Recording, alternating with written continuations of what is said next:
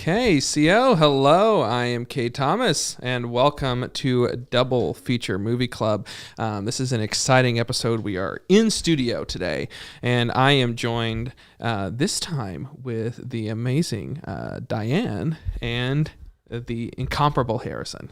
Amazing. I thought you were going to go with incompetent, but incomparable. I'll take. Yeah. So yes, we are live here in studio this time. We have earlier today.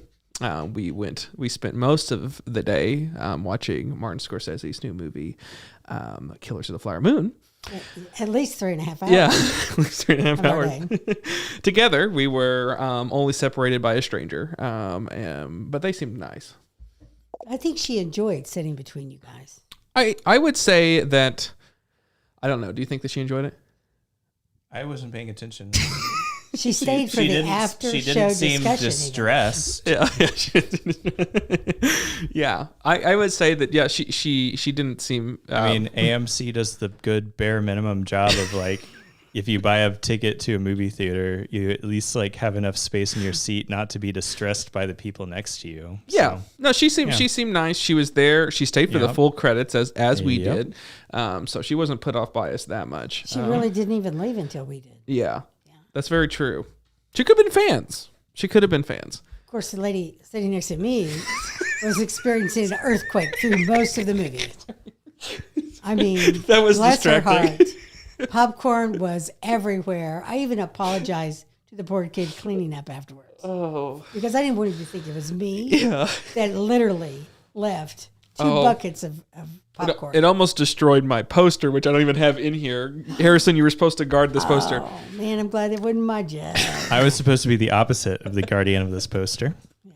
We'll For the record. Intermission. Yeah, I'll grab it in the intermission when we talk about the movie, because we do have another movie. We're talking two movies this episode, set in Oklahoma.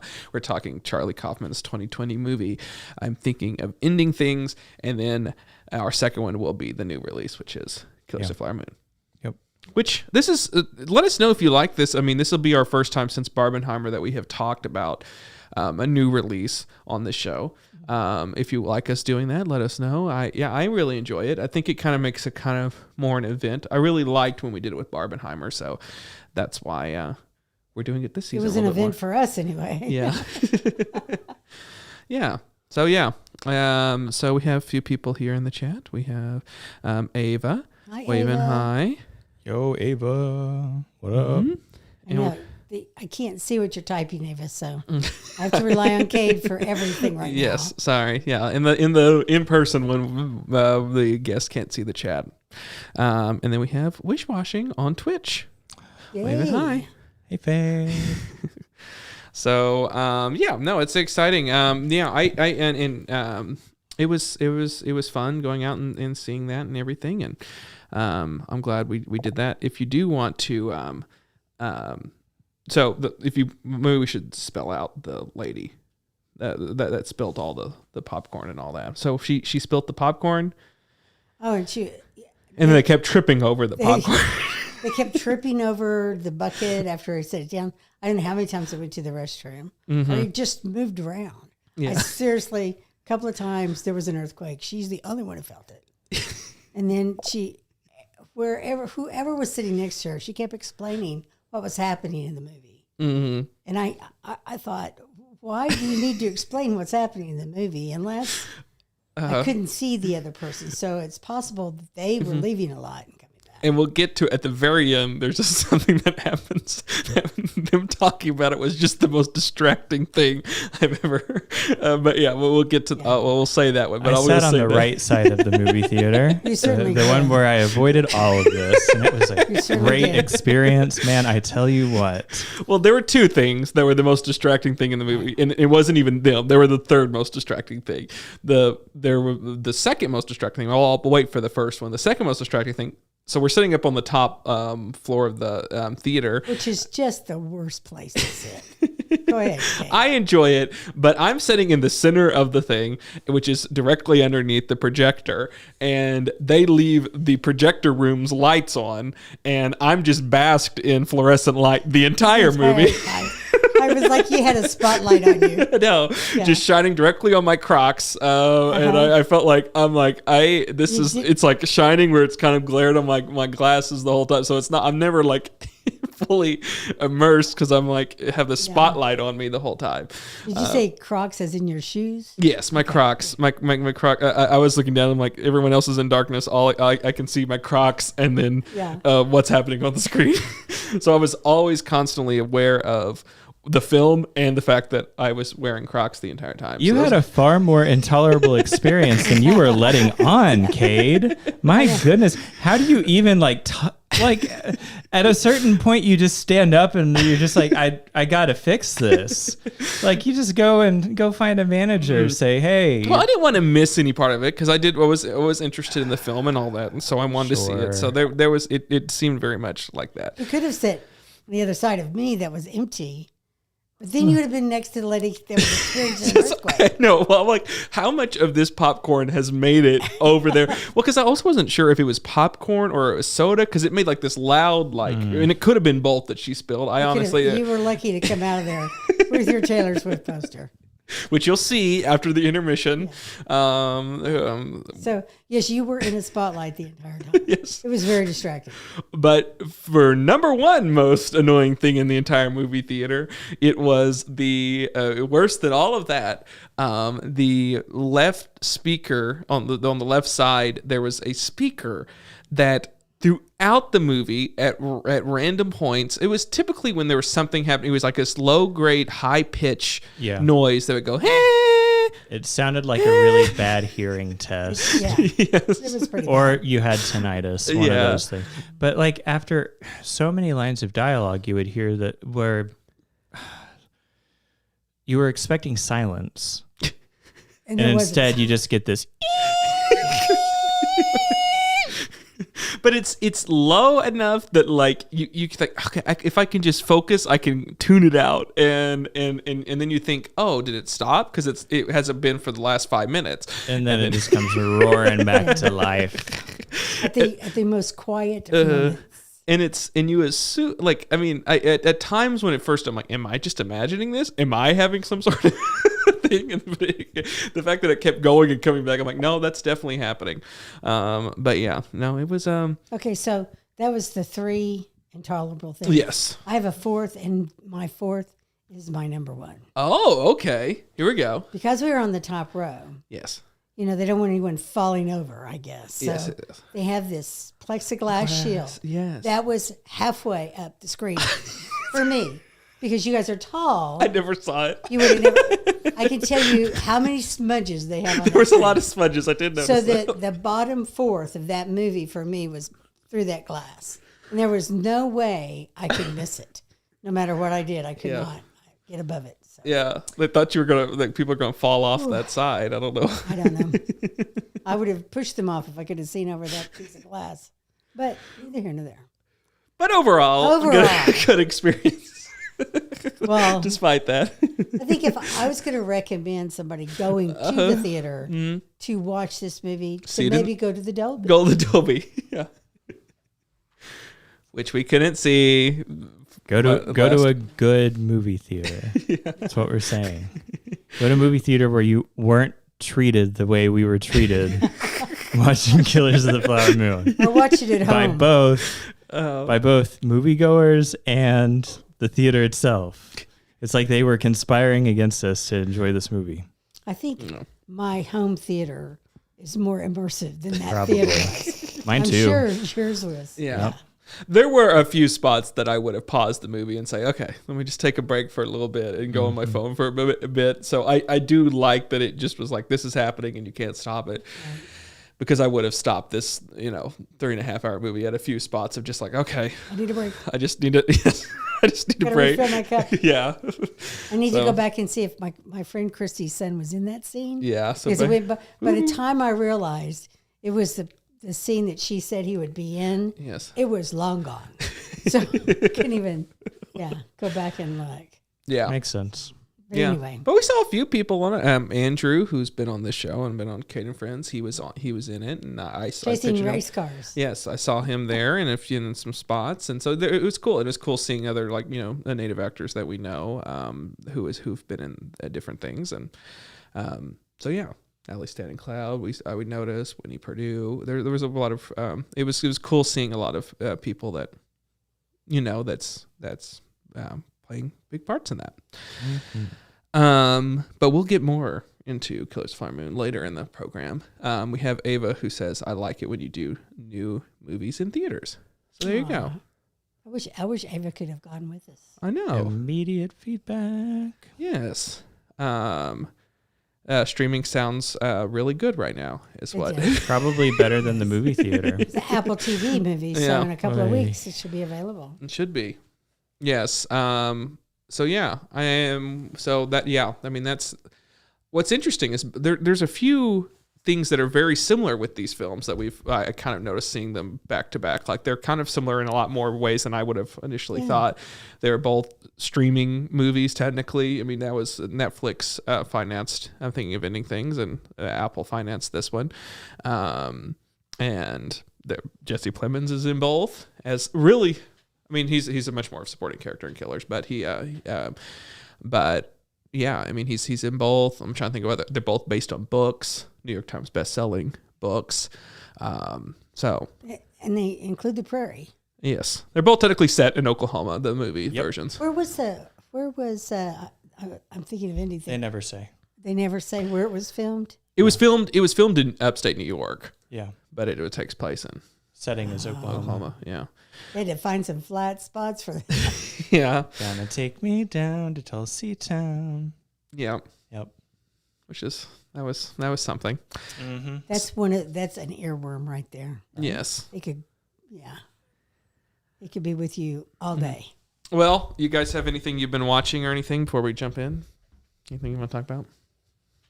Anything that you want to fill in our audience with? Well, there's a really good show that almost no one can see these days because it's on a channel called EarthX TV, which is really only like on premium cable.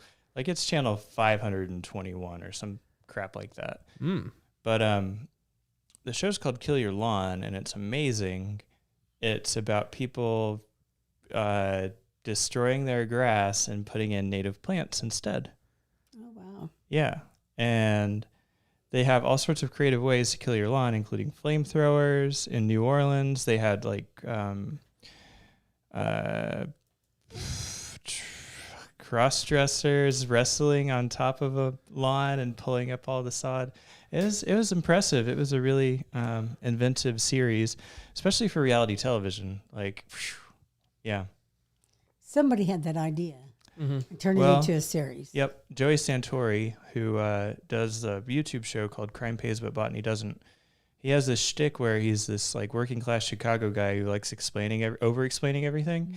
And he goes around and just like points out every single plant that he can find in a place, and he like gives this really wonderful detailed botanical analysis of it.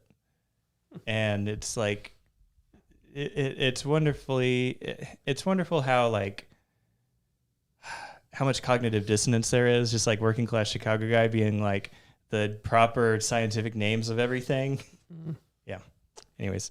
Okay. Well, and people can watch that where? Do they nowhere? Almost nowhere. Okay, well, great. Pirate it or EarthX TV. Nobody gets EarthX TV anyway, so what can I say? I certainly don't have it. Yep.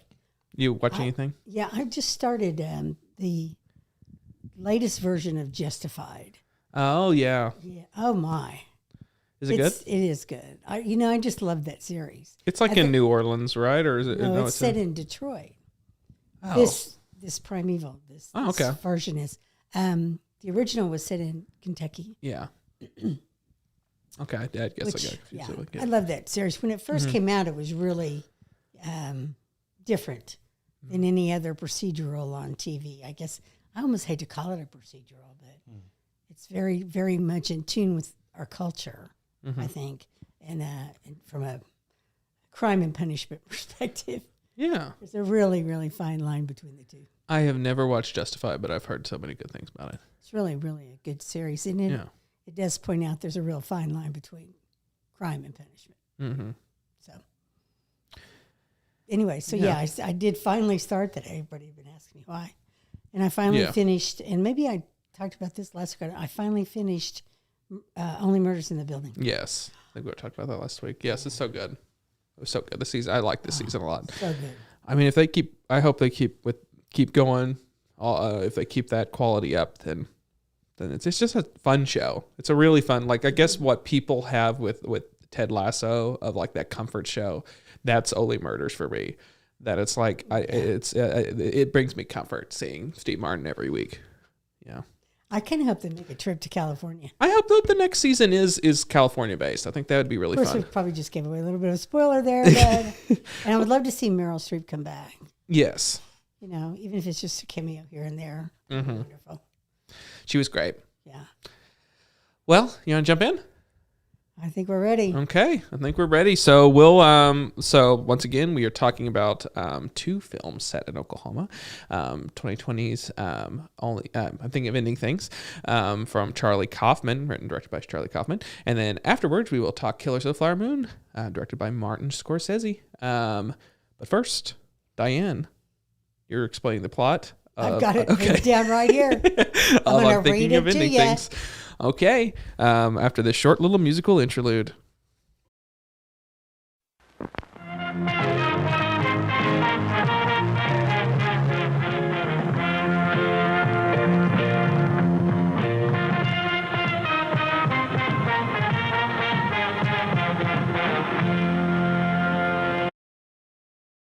We're on. Mm-hmm. I'm thinking of Ending Things. Let's roll. Which don't Google. Yes, that's your camera. Yeah, you'll get a suicide hotline, so don't Google that. It is the first option. It is the first option, and be sure if you do Google this, I'm thinking of Ending Things, put movie after that. Anyway, it's a 2020 American surrealistic psychological thriller. That's what it's called. I didn't give it that term, but that's what it's called. It's a film written and directed by Charlie Kaufman. It's an adaptation of a 2016 novel by Iain Reid. Adaptation. Adaptation. Did I say? I'm sorry. Adaptation. Here, you read it. You go for it. You're good. Okay, the plot follows a young woman, played by Jessie Buckley, who goes on a trip with her boyfriend, played by Jesse Plemons, to meet his parents, played by Toni, Collette, and David. Go ahead. Thewlis. Thank you. Throughout the film, the main narrative is intercut with footage of a school janitor, which is interesting, played by Guy Boyd, going to work, and with both stories intersecting by the third act. There we go. I think that's the, without giving any spoilers, that's the best description. Mm-hmm. Let's go briefly without talking about anything in particular. Did you like this movie or did you not? Just briefly. Diane. 40 minutes of it are the two of them talking in the car. Yeah. Yeah. And I think this is not specifics. I think 40 minutes of this movie was, I just want to be clear about that. Yeah. That was a little bit off-putting because you really have to focus on the dialogue.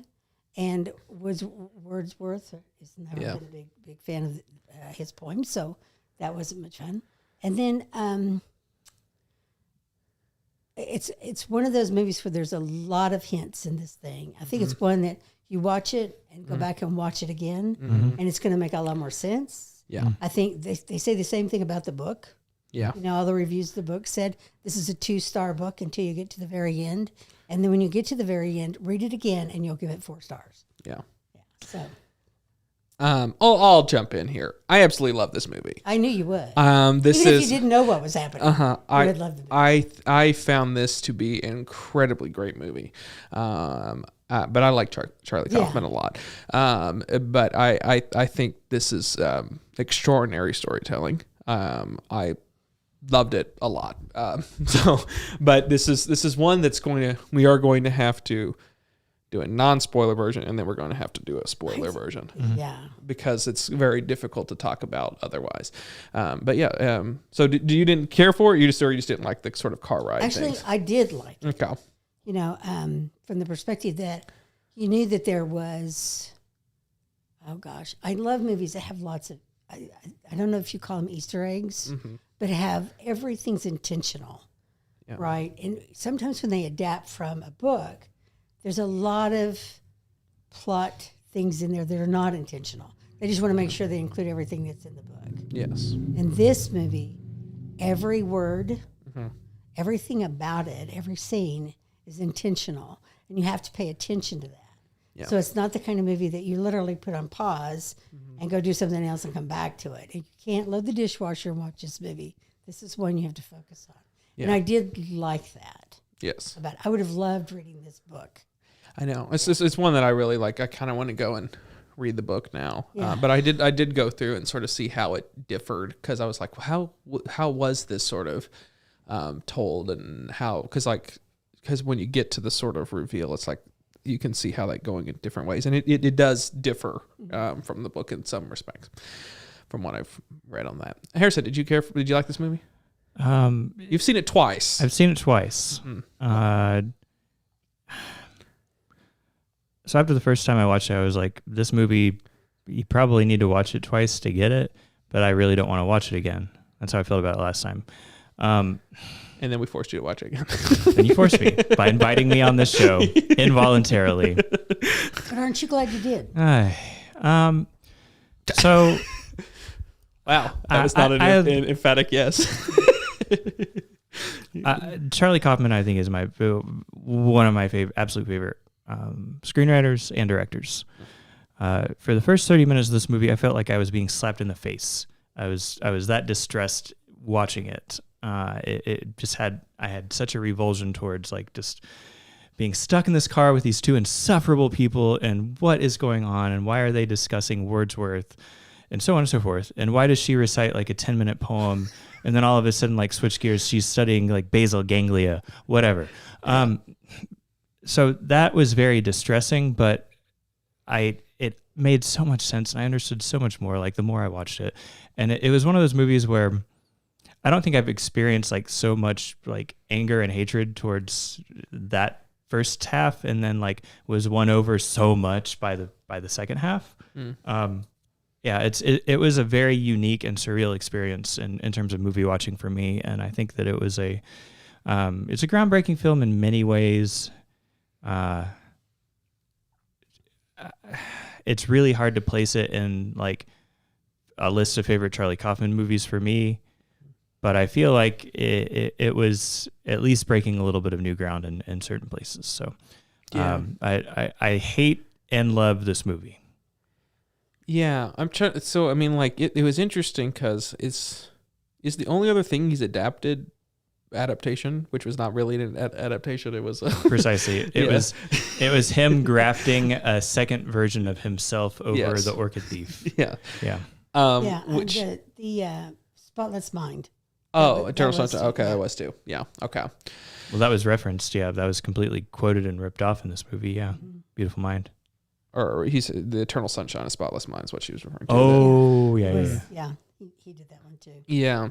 I thought, like, he seemed to he seemed to honor the source material from what I could tell. He had a reverence to it, but still kind of went in interesting ways that Charlie Kaufman does for his things. It was certainly, the ending was certainly. Yes. Charlie Kaufman. Yes. But I think, like, just sort of setting it like that. I mean, setting it in this car. Yeah. Where you really, it's not.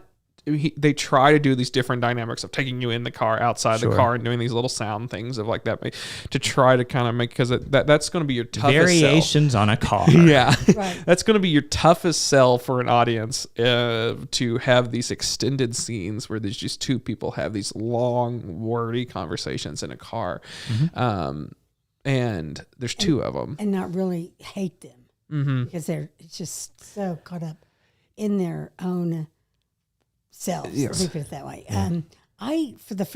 During that 30-minute time frame, I kept thinking, okay, he is actually a serial killer. and she's thinking the whole time, I'm thinking about really ending this relationship with him. Yeah. This is what the narrative that's going on in her brain. And I wanted to know what was going on in his. I honestly So thought bad. that's what was going to happen. That was the twist. Was it was going to like switch perspectives, and it was going to go to his like his inner thoughts, and it was going to be kind of similar or whatever. But yeah, When did you realize you really were hearing his inner thoughts? When did you? Well, that's not. We kind of be very For me, lightly. I mean, we have to. Well, do we want to blanket spoilers from now on? If you want to keep watching, or if you want to keep listening to the show, just know at this point forward, like there's almost no way to discuss this movie without actually revealing the spoilers about it. We talked about the only thing that you could talk about. Yes. So I mean, before we do that, let's kind of do our recommendations now and then jump in. Like, so would you recommend people watching this? Because I would.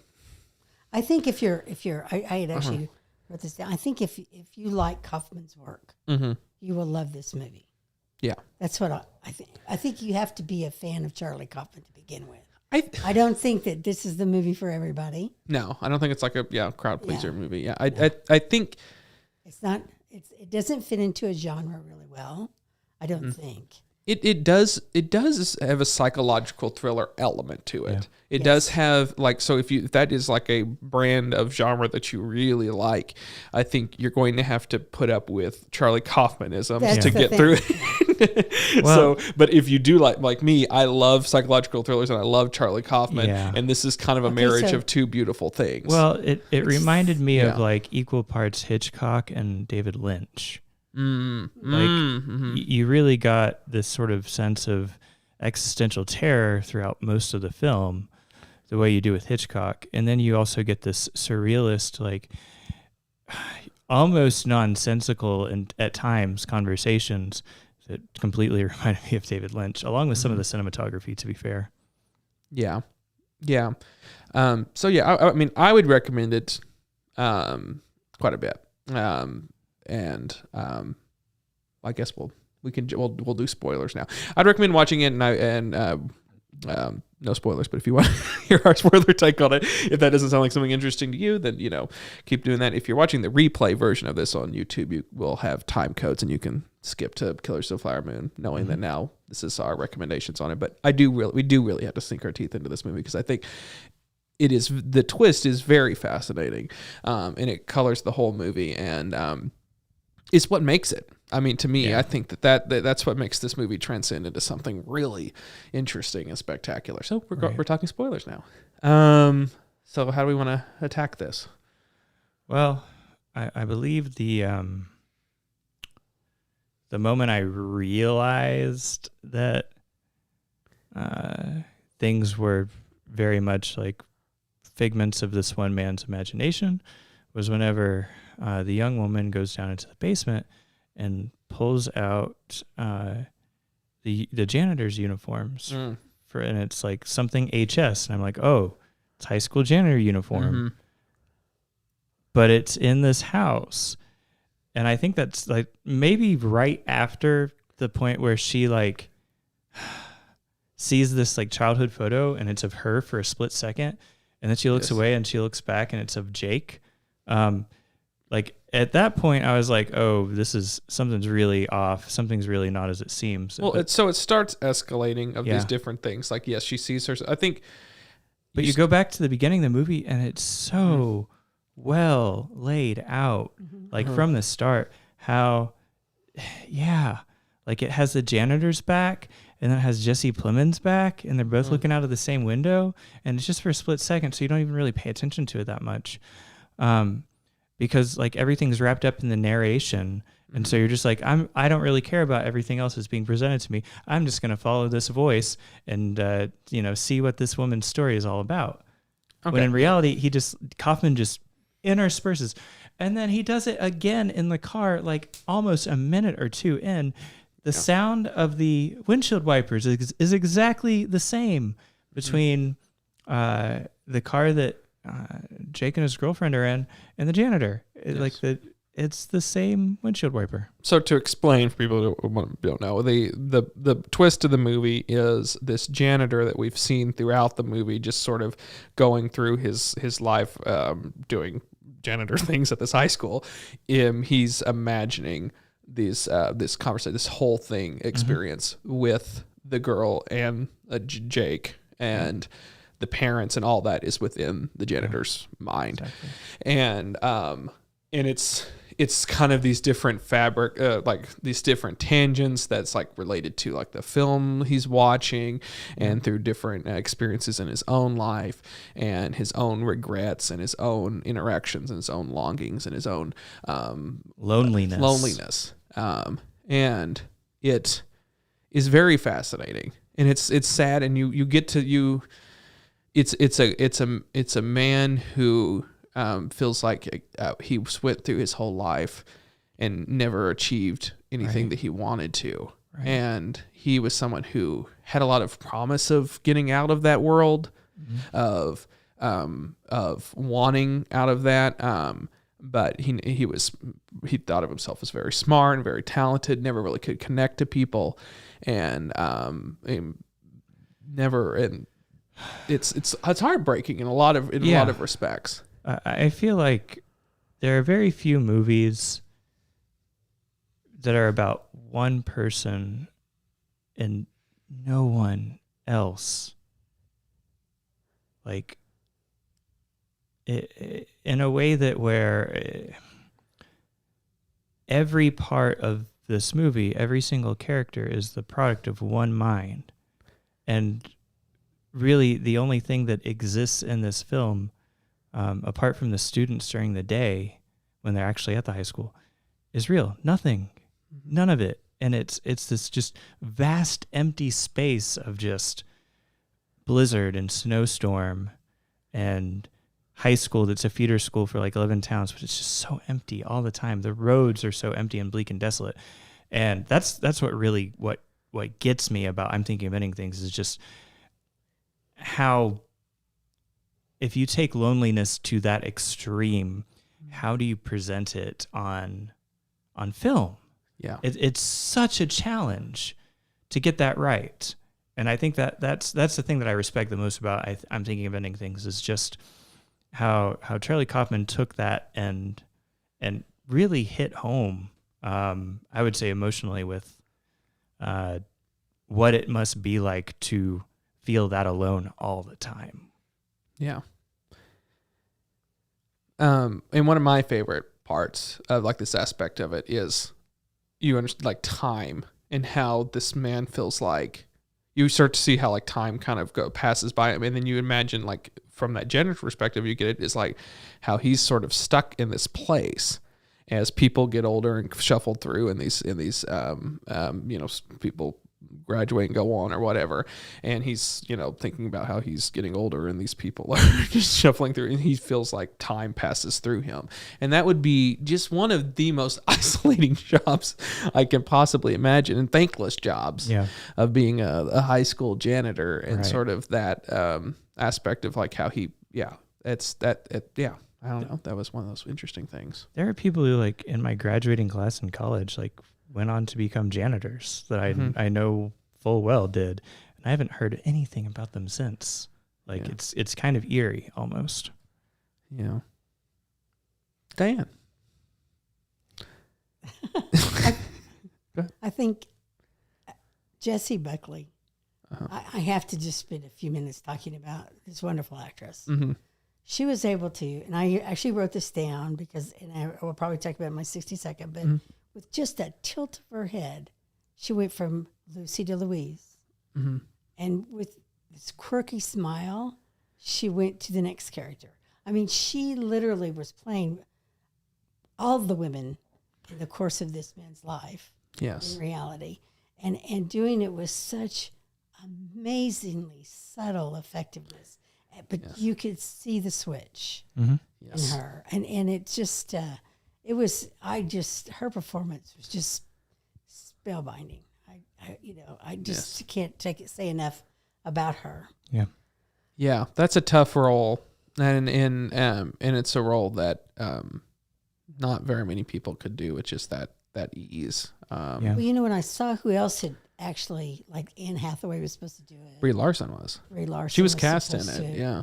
But don't think they could have done it the justice that this girl did. And it could be because she's not as well known to American audiences. Mm-hmm. So you didn't know what to expect exactly. But I just love that she was able to very subtly switch. Yeah. And even though her costuming switched as well, it was also very subtle. Yeah.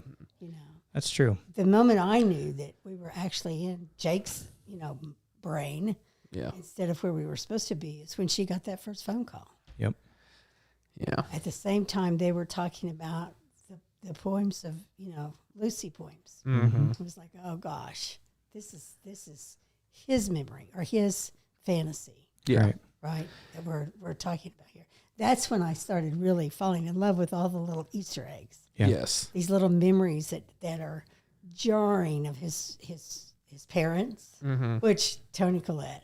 Toni Collette's always great. Oh my gosh! I thought David Thewlis was the one that came in and just swung and did amazing. I love it. I didn't realize he was in it. I knew Toni Collette was in it, but I didn't know. I was like, oh, David Thewlis, and he just nails it. And his Band-Aid went from one side to the other.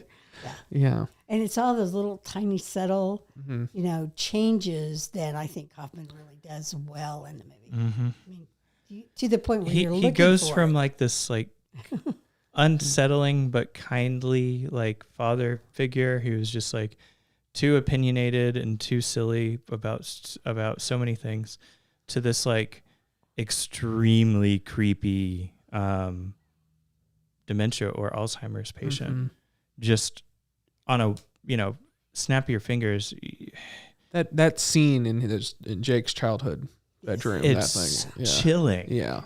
But no, the way Toni Collette and David Thewlis, the way that they portrayed so many different ages for Jesse's parents, like, it was really impressive. Like, it felt like the same person at various like points of their lives. But and great makeup, by the way. Oh my God, yeah. I don't think that. I mean, like that's a tough tough makeup to do, and they nailed it in each of those scenes. Well, the Kaufman conceit of having young people and old person makeup is on full display here, much with Synecdoche, New York. Yeah. At the end, especially, Yeah, for real. It was a fantasy. Yeah, the end when they're wearing like theatrical old age makeup, like that's like in a play, and it's kind of interesting. They were in a play. musical, actually. Yeah, but like in the audience was it's so many interesting little parts of it, and I just the fact I wanted to stay on Jesse for just another minute. Go ahead. Jesse Plemons. Yes, Plemons. Yeah, the two of them together really were able to create this kaleidoscope of very subtle acting shifts and changes and which created an arc of their characters. Right. Well, the dynamic. Really wasn't one. You're right. Yeah. The dynamic that I found most fascinating between I keep hitting this. the two Jesse's conversations is how Jake or Jesse Plemons' character, he would get super upset over the smallest things, like the most petty, things that you could just kind of don't even pay attention to or let roll over your shoulder, like a slip of the tongue by your mom. Oh, Genus is genius. Oh, big deal. Who cares? He would like slam his fist down on the table, just clearly unhinged. And the young woman every single time would just like, the color would drain out of her face for like half of a second, but then she'd just like go right back to her storytelling or like flirting with him, like just completely ignoring the red flags with all of it, except for, from time to time in her own mind in the narrative, she goes, I'm thinking of ending things. Yeah. And then it's extraordinary how you're just like, oh, that really is coming from the mind of the same person, because this woman, this idealized like conglomerate woman, is never going to get upset with you or like slap you or anything, or just like get up and walk away for your just absolute like creep-o behavior. Right. The dead lambs. And again, it's one more example of a character who at certain points in your life, you're like, oh, this is a really wonderful, warm human being. And then at other points of their life, you're just like, well, get the hell away from me. And And with Jake, I would say like the warmest, most humane moment in the entire film was whenever the janitor speaks to the young woman. And he speaks to her in the most disarming, the most like warm and kind and sensitive and sweet way to her. And yet she doesn't exist at all. Mm-hmm. But then the rest of the film, like the Jake, the person who he is just out of control. Like, I understand how he became so lonely if that's like how he acts towards people, because it's just like, it gives you so many creeps, even though you kind of like the character throughout the film, you're still creeped out by him. Yeah. I think since he's the one that's in this fantasy or in his head, that when he loses control of the character, like the mom at dinner, desperate need for control, that's where he's responding to losing control of that. Yeah. His own narrative. Yeah. And I think that her role in his brain is to be the one that can love him unconditionally, but can also say, maybe you don't really want to be here anymore. Yeah. Well, I think it comes out of this frustration that he has with mankind, or he's and obviously with his parents, and this idea that no one understands him. That's what his whole thing is like. That's what he feels like. No one understands him, and so he gets this incredible anger towards people around him, and that's part of it, and that's what's isolating him, obviously. I don't know. I think since he is controlling the narrative, that when the narrative isn't what he wants it to be, it's where he's responding to that. And it could be that that's how he would have responded in real life too. I don't know. But I got the sense that when she was telling the story about how they met, the real story was that he did see her at a trivia game. Yes. But he was too shy to give her that phone number. Yeah, I think that was said by later. That really and truly was. It just keeps on being revised and revised to the point where she's just like, rethinking no, he just walked up to me at a bar and I wasn't feeling comfortable. I was celebrating my anniversary.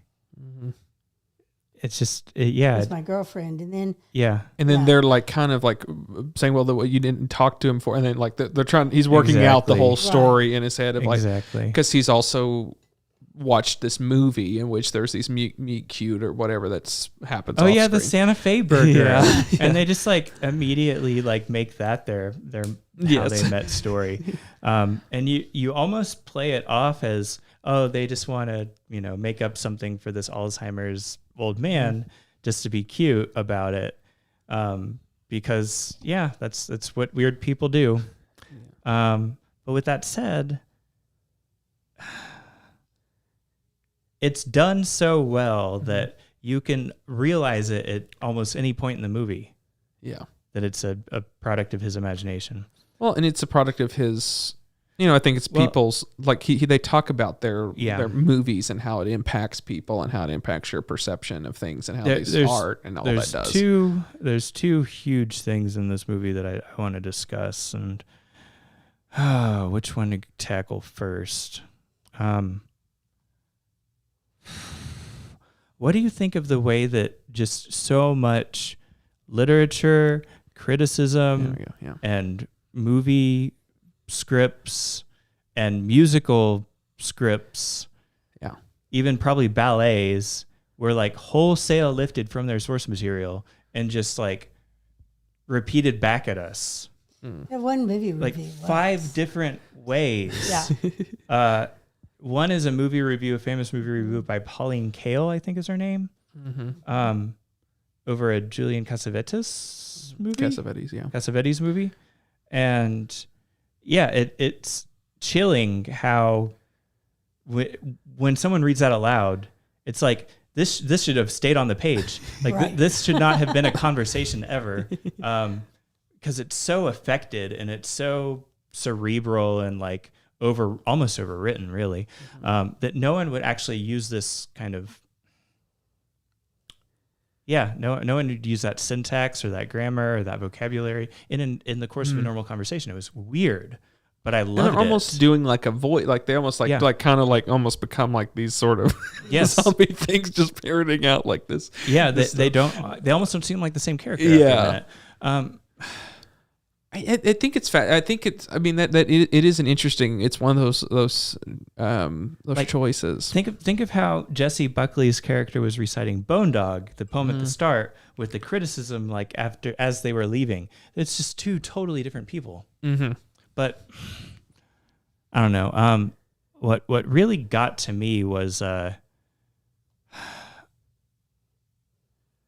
so many of the people referenced in this movie themselves seem extraordinarily lonely. David Foster Wallace famously also killed himself and played like his collection of essays just talking about how everyone is a slave to their TV screen or something along those lines, plays in a huge way in this movie. And it's disturbing, it's uncomfortable, but I feel like almost everyone they're quoting is lonely, similarly lonely, including the author of the Bone Dog poem from 2017.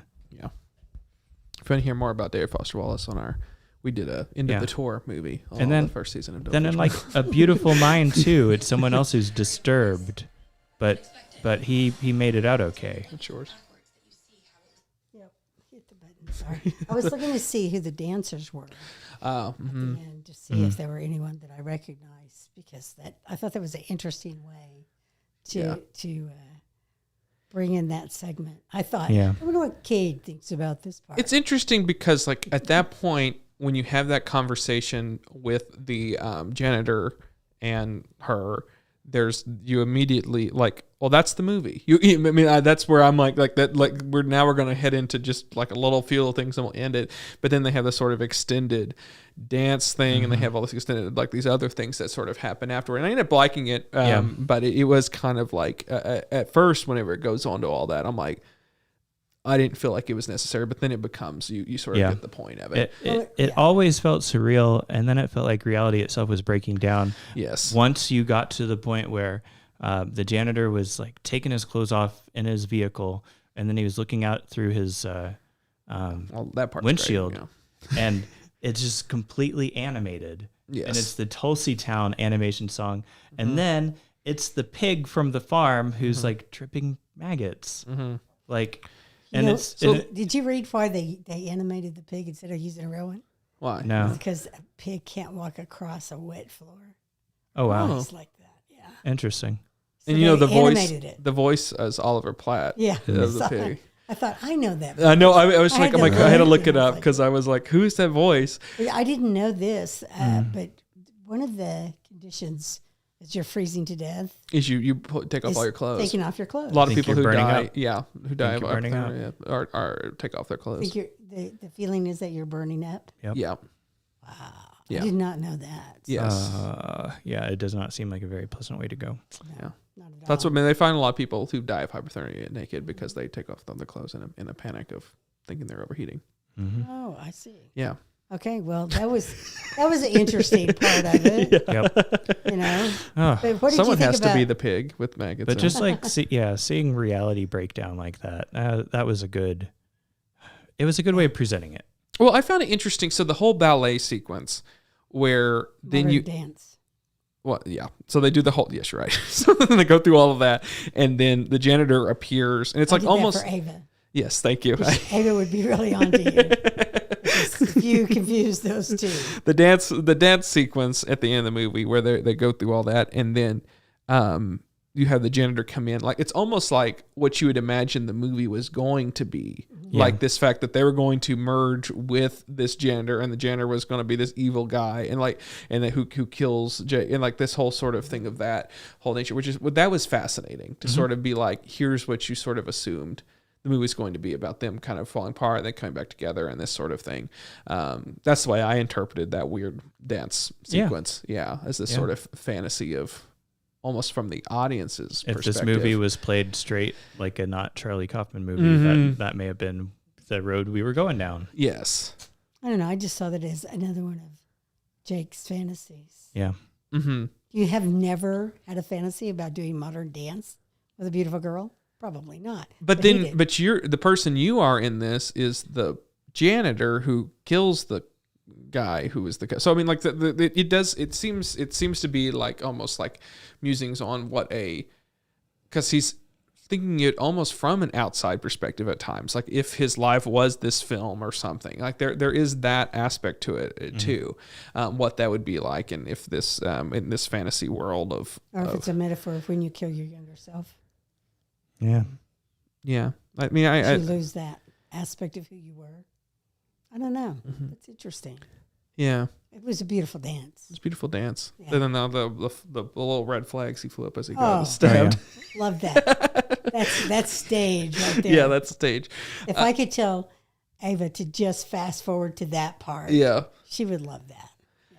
And I'll tell you, the thing I want to talk about is like there were a lot of things in this that were my type of horror.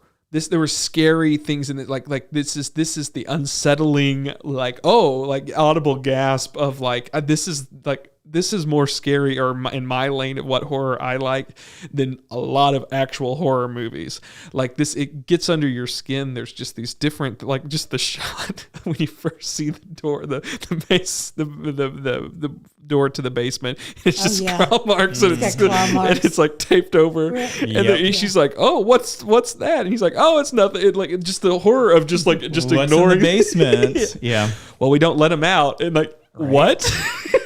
Just sort of, like I'm like that is unsettling in a way of like or like the dumpster full of these Tulsi Town things. There's just insert shots that are just like took my breath away every time. Like I audibly gasp at just a dumpster full of these blizzard. And just how anxiety ridden Jesse's mom is. Like Jake's mom. Sorry, she kept throwing you back and forth. He takes her to the barn where there are dead lambs. Yeah. And you're like, why are we out here? And then he tells a story about the pigs. Like, we shouldn't go inside. We should stay outdoors here in the snow. Exactly. So like, what? Yeah, they're not ready for me to come in yet. They wave for like a good 5 minutes. And I thought I had this movie and then the out. dog like shakes its fur for a good 5 minutes. Does an exorcist thing. It's so unsettling.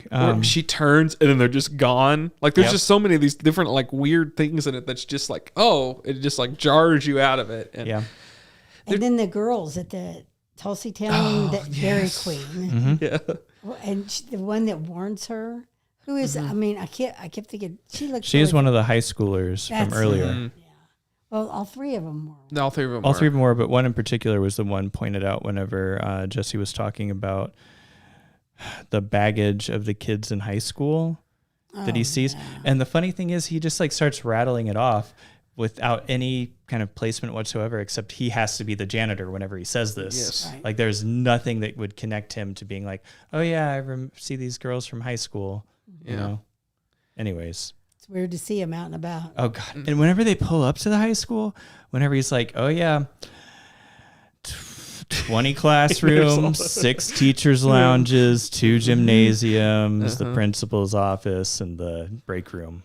Yeah. Oh, you seem to know a lot about the high school. Yeah. I couldn't tell you that about my high school. Yeah, I know this thing. Like he's describing it in a way that only an employee working there would understand it. Like no high school kid understands like the loading dock area. Yes. And there's... that's where our smoke hole was. Yeah. Oh, okay. Oh, yeah. I mean, it's very Shining-esque at times. Like I think specifically like the school thing and like in the snow. like that. I mean, there's a few little things of like it does not snow like that here in Oklahoma. It not that powdery type snow. There are scenes that wouldn't feel out of place in Mulholland Drive. Mm-hmm. Yes. It's I was blown away by this film. Well, we need to wrap up and get to our next thing, but I did not notice a huge soundtrack with this. No. At all. Very little in the way. I don't even notice. I can't say music jumped out at me at all. The only time Gonna take me down. Well, Town. And then like they play the actual whatever they call it. Is that diegetic music? Ice cream grows on trees. Yeah. There's the ones that are the Oklahoma one. Yes, all this music from Oklahoma, and then they play like a thing on the disc. Like the stuff that's within the show, there's a lot of music, but there's no that I can recall any sort of non-diegetic music. The Robert Zemeckis, Oh my goodness, I had a note about the Robert Zemeckis, how hilarious that was. Just to cut to this movie within the movie is hilarious, and it's this overly like. That's where the girl was in that. Yep. And was also at the. She was car. the one in the Boys. She's the girl, the woman in the Boys, and he asked Hoffman actually called. How do you say his last name? Robert Zemeckis. Thank you. Oh, and asked him if he could. Yeah, he said only if I get credit. Yeah, I found it just hilarious that like here's what. It's like making fun of like what a Hollywood movie would look like from I think a rural sort of Oklahoma perspective. I think like that sort of seemed to be the angle that was, and this vegan, and they're very much using that's a diner that's in so many Hollywood movies like that. There's just a lot of just different things that's really funny, and then for it to end on like you lost your job because of this love, and then it's just like, well, we're together or whatever. Like it's hilarious. There's many parts in this that is just funny. Like I don't think we sold that too much, but there's a lot of really funny parts of where you're just kind of like laughing at like the absurdity of what's going on screen. The ham. Oh my god. After the pig story, seeing ham, and after his mom makes that remark about how everything on this table. Yes, everything on this table came from the farm, and we just learned that all the pigs died on this farm for being infested with, with maggots. Some kind of infection. Yes. Yeah. And then it pans down to a giant ham, and then there's 2 little salt and pepper shakers that are shaped like pigs in front of it, and it was just that was a laugh. So many wonderful little details like that. Mm-hmm. That's how his movies are, though. Yes. And that's why you want to watch them more than once. To pick up all those little details. And I would kind of want to sit back and rewatch it immediately. I know that Harrison thinks it's exhausting or whatever, but I first really 30 liked minutes it. are pretty exhausting. I think that the car rides, they add a layer of subtext to the movie and everything. Yeah. But I can understand if like a studio was like, we got to cut these out or cut them down, or let's, pare these down a little bit to just. It's hard for the story to make sense otherwise. Mm-hmm. So I understand their inclusion. Yes. I mean, the first 30 minutes, like if anybody hates them the way that I hated them, I completely understand. And it's no problem. And I know that Netflix probably didn't like looking at the metrics and seeing the drop off that comes. Yeah, probably not. But like with that said, I don't care if I am like as an audience member. I don't care if I am pissed off in the middle of a movie. Like what matters is how you feel at the end of the movie. Like after you've watched the entirety of it. If you stay on it, yeah. Well, I mean, yeah, it's really hard to get me to not watch a movie all the way through because I either want to be like completely disappointed and disgusted with the trash and filth that I just saw, or I want to be completely blown out of the water by how much the earlier scenes that I hated are actually really important throughout the film. And they were actually really important. They fed everything back into the story so well.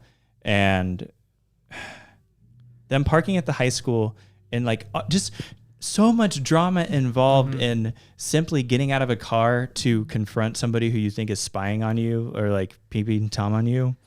Like, and she's like stuck in there. And she's stuck in there and she thinks she's going to die of hypothermia. There's so much dramatic tension to a really not consequential, not particularly scary thing. There's so much fear and tension regardless. I was impressed by how Charlie Kaufman, he conveys that well. He conveys the terror of everyday life really well. Yeah. And feeling desolate. Yeah. Yes. That feeling of place was very like that and then time and all of that sort of exterior forces really worked. And I could talk about this for a long time. I honestly do think this is one of the better films we've watched on our podcast ever. I was completely blown away by this. Better than The Ghost? Yeah. What were your feelings about like the stuff that Jake did earlier in the movie that the janitor was definitely doing later in the movie. Like he hands the girl his slippers, even as a janitor at the high school. Yeah. Another one of those little, you know, Yes. It's filled with all of these little Lots things. of hints. Yeah. Yeah. And just, you know, and callbacks. this is why I and think the callbacks. second watching Yes. it would be enlightening and fulfilling too. Yes. And you could be, oh yeah, that's right. Well, what I'm fascinated by, so in the book, we haven't read the book, obviously, but how do they set up that a janitor even exists? Do they not? How do they, know. like, that's where it's like, or does it come all the way at the end of the movie where, like, you realize that, or is it, like, that's what I'm fascinated. Like, I see in a movie, like, you have these sort of intercuts, Right. and, like, and it sets it up brilliantly. Yeah. And I just wonder how in a book you set up that at all. I start a new chapter. Sorry. Do you just can say, cut- And oh, it's just the perspective of a different of character. a different character? Huh, okay, that's just kinda go possible. You just there. cut back and forth in time. Yeah, but I know the medium of film a lot more than I do how to write a novel. Okay, so yeah, I recommend it. Do you recommend it, Diane? I recommend it. Okay, Harrison, do you recommend it? I recommend it. Well, good. Yes, storytelling was. You were was really supreme. kind of hoping I'd say, "Oh no, don't watch this movie." Yeah, well, you know, I like some drama there. I know. but yeah, I mean, and I especially probably so. didn't like it as much as you liked it. Right. Yeah, and I think that the toughest parts, the toughest watches are the car rides. I didn't mind the first one as much as the second one kind of got a little bit more on my nerves because it's like, oh, we're doing this again. Oh, it's going on for We this have long. After we've developed so much momentum. I think there's 4 shots of just the burrs, the Dairy Queen freezes that are just like melting so badly Yes. in All this car. over this car. Right. Oh, Yes. Which just the fact that when they go to that Tulsi town and it's empty and then there's just so many cool, like, gets under your skin kind of interesting little Right. things Yeah. of it. And I didn't know Jesse. you Plemons go up to could the sing. you go up to yeah. the. Do you think that was that actually him? Do you know if that was him? Okay, it was him. him. Yeah. Okay, cool. Just because to prove anyone could sing the musical Oklahoma. Yeah. Anyone. Well, Go ahead. he Sing it. he tells Harrison. he tells the young woman to go up to the counter and order because like they won't like, you know, serve him, they won't talk to him. And she goes up there and they open the window, but they only talk to him ever until the very end where it's like the high school girl is talking to the young woman. But like I love how weird and off the interaction is after it's set up to be a very certain way. Yeah. It's like subverting our expectations just even in the course of the conversations between the characters. Like a second later, it's subverted. So what is she saying to her? Saying that she could, if she stayed there at the thing, she could just stay there forever as like a figment in his imagination? Something like that.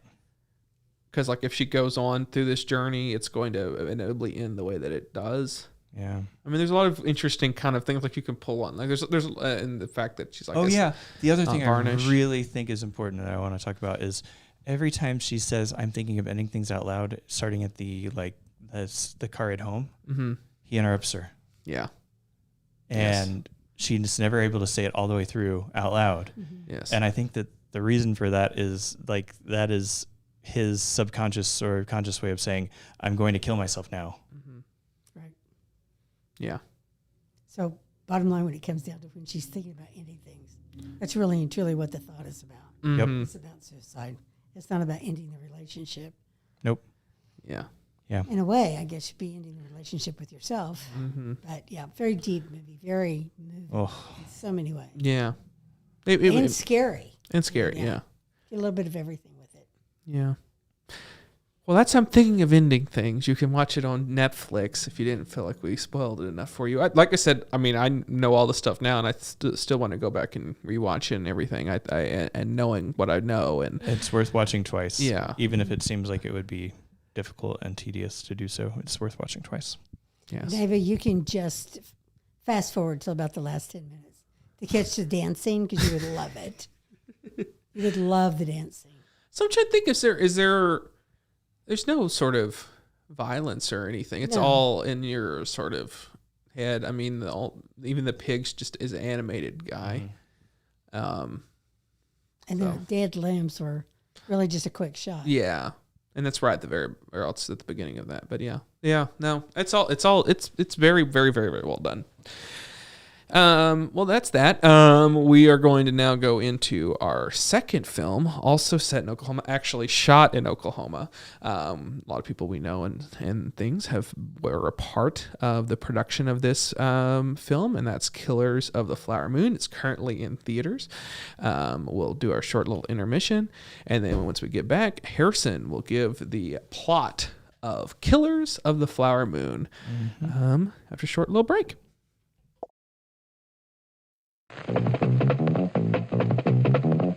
Good evening, ladies and gentlemen. It's intermission time. All these delicious treats are waiting for you at the refreshment stand. Delicious fresh popcorn, ice-cold cola, and candy you know and love. They're all ready for you now, so you won't have to miss any of the feature. Come and get them. And now, on with the show.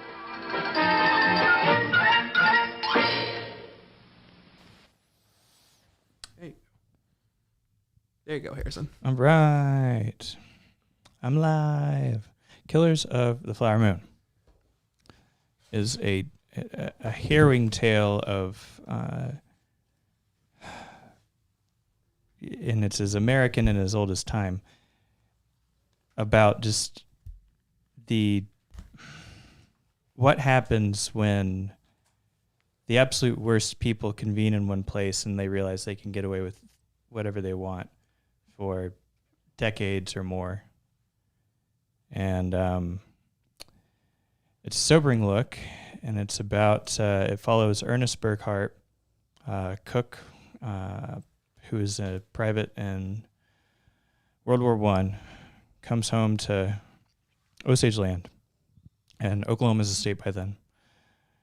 And he finds his uncle William King Hale, who just very subtly and very, very quickly gets him a job and then incorporates him into the family business, which is truly just plotting the murder and stealing the lands and head rights or oil money of Osage people. That is what William Hale is all about. And it's gripping. It's terrifying. The movie starts out with the shot of like the Osage gathered around and burying a pipe and mourning their people, their children who are going to be taught by whites and will not know their ways anymore. And that sets the tone for the whole movie.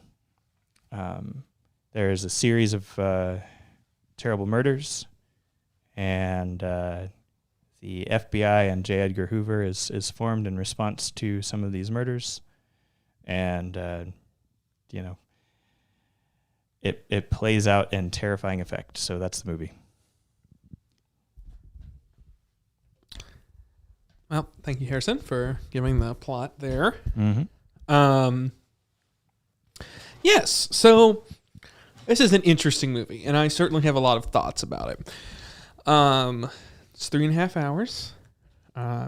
It's Martin Scorsese. We've established all of that. He obviously worked very closely with the Osage Nation to show their culture very well. I think that he honors that in what he shows. Some could argue that it's not enough of a screen time in the film, but given the percentage of how much we focus on other things, but still, I think a lot of people will say that, like most Martin Scorsese things, the technical achievement and the storytelling is epic in proportion, while still focusing on he has an eye for wanting to tell stories of certain of characters and stuff, from that perspective. What'd you guys think of the movie? Did you, from a taking sort of the larger things out of it, just from a movie perspective, Would you like it? Yeah. The thing that I think the movie technically and from like a story perspective does best is like you follow someone who you expect to be a protagonist or a hero slowly descend into this chaos and madness, and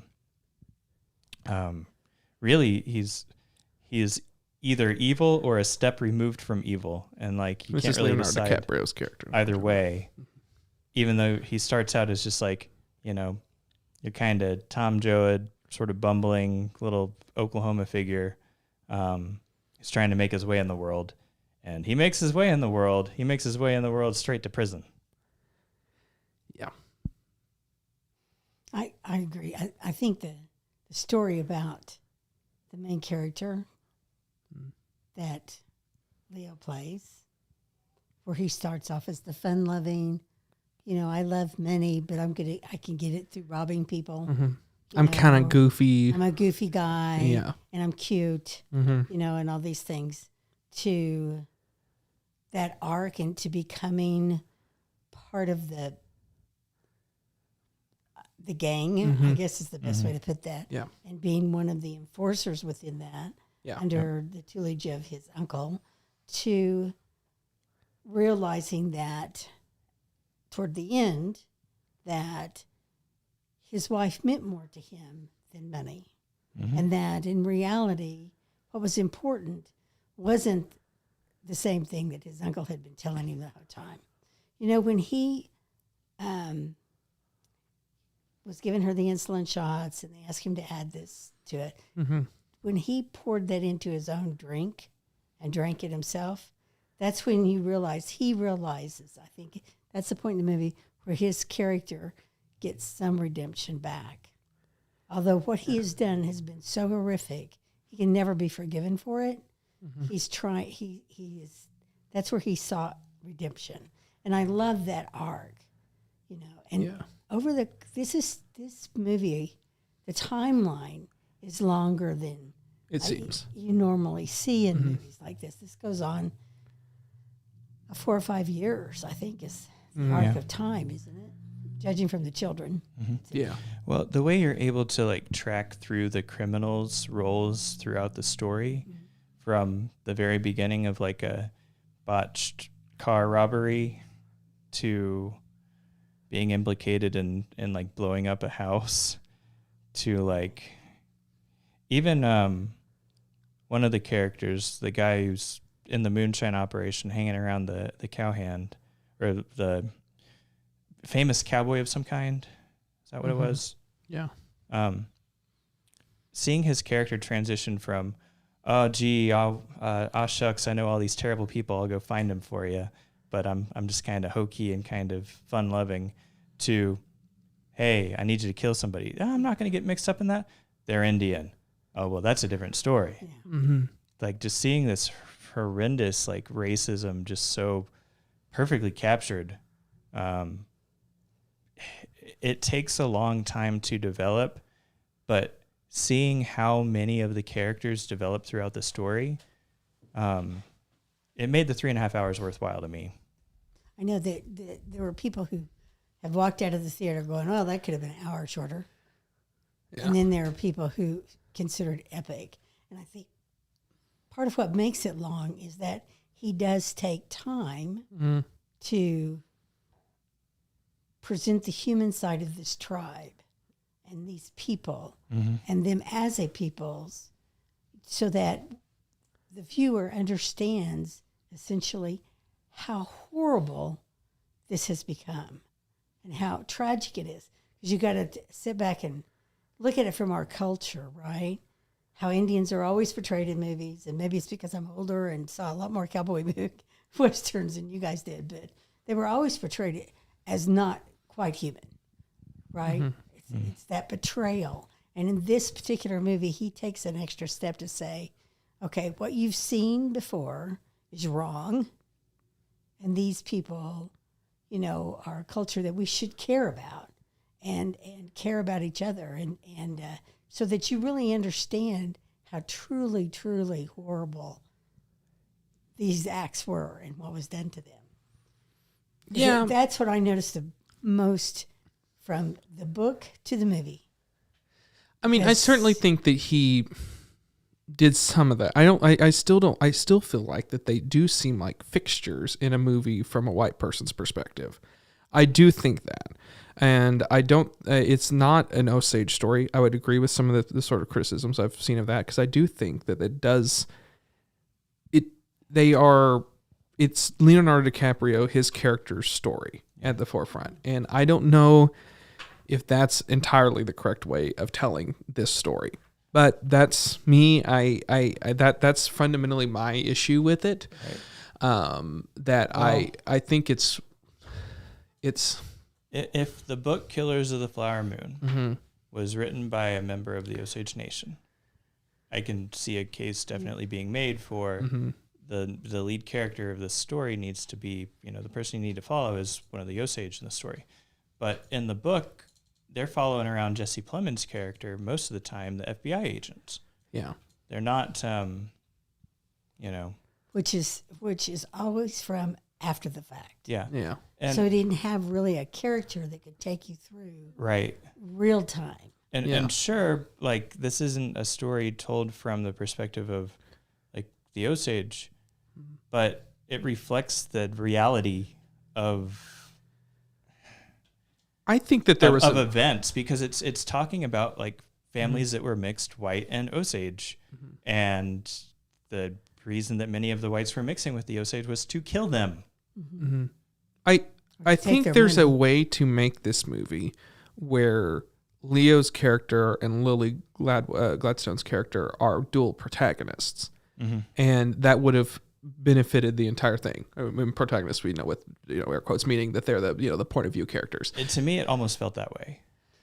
But there's no scenes of her like going to her culture by herself. There's like maybe 2 scenes where she's by herself, told from her perspective, and all the rest of them, she's just the person in the scene with Leo. And so that was like, I wanted more scenes with her and her sisters to sort of build up that relationship and to sort of see how they talk behind closed doors.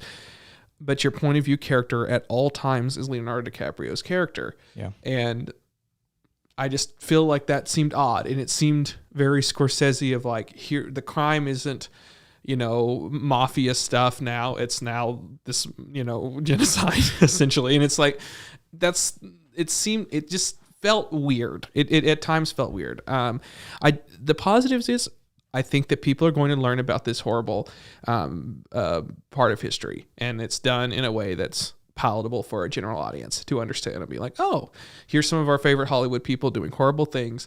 And like, we can understand this from that perspective of seeing like these people that we know and love in film playing these characters that are despicable.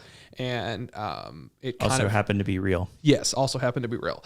And it helps from that perspective. But at the same time, I struggle to be like, this shouldn't be the story of this time, because it isn't the story. The story is the tragedy that happened to these people and who these people are. And I get the feeling that you kind of, with a lot of these historical things, you get the one shot, and this is the one shot to tell this story on a mainstream level. And I don't think it does it in the most holistic way.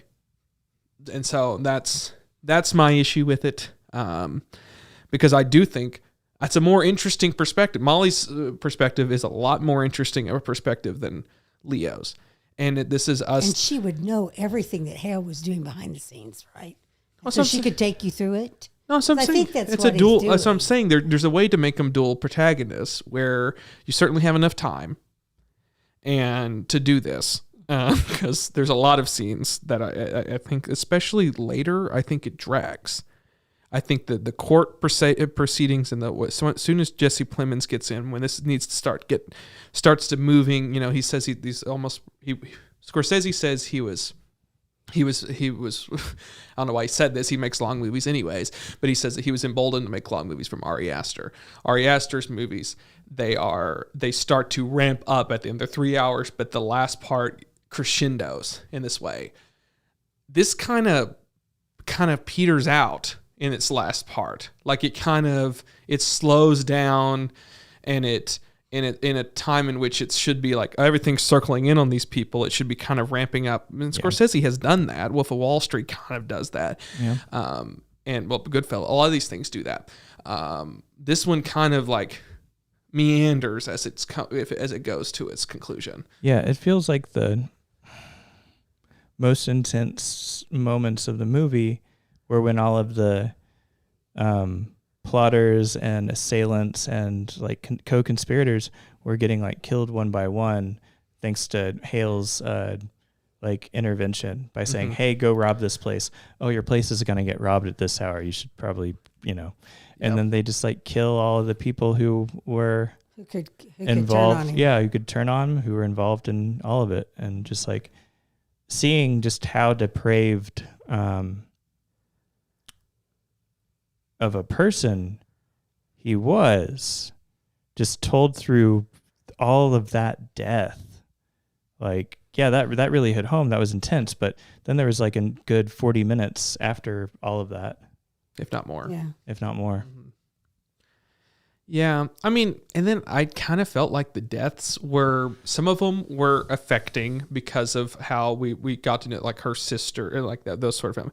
But there's some that are like, I felt needlessly over the top. And I'm not someone who says that about violence, but because it's real people and the fact that like, well, we didn't even get to know this person and we're showing their death in such a violent way with no sort of exposition as to who this was and what's their life story, that it seems sort of grotesque to me.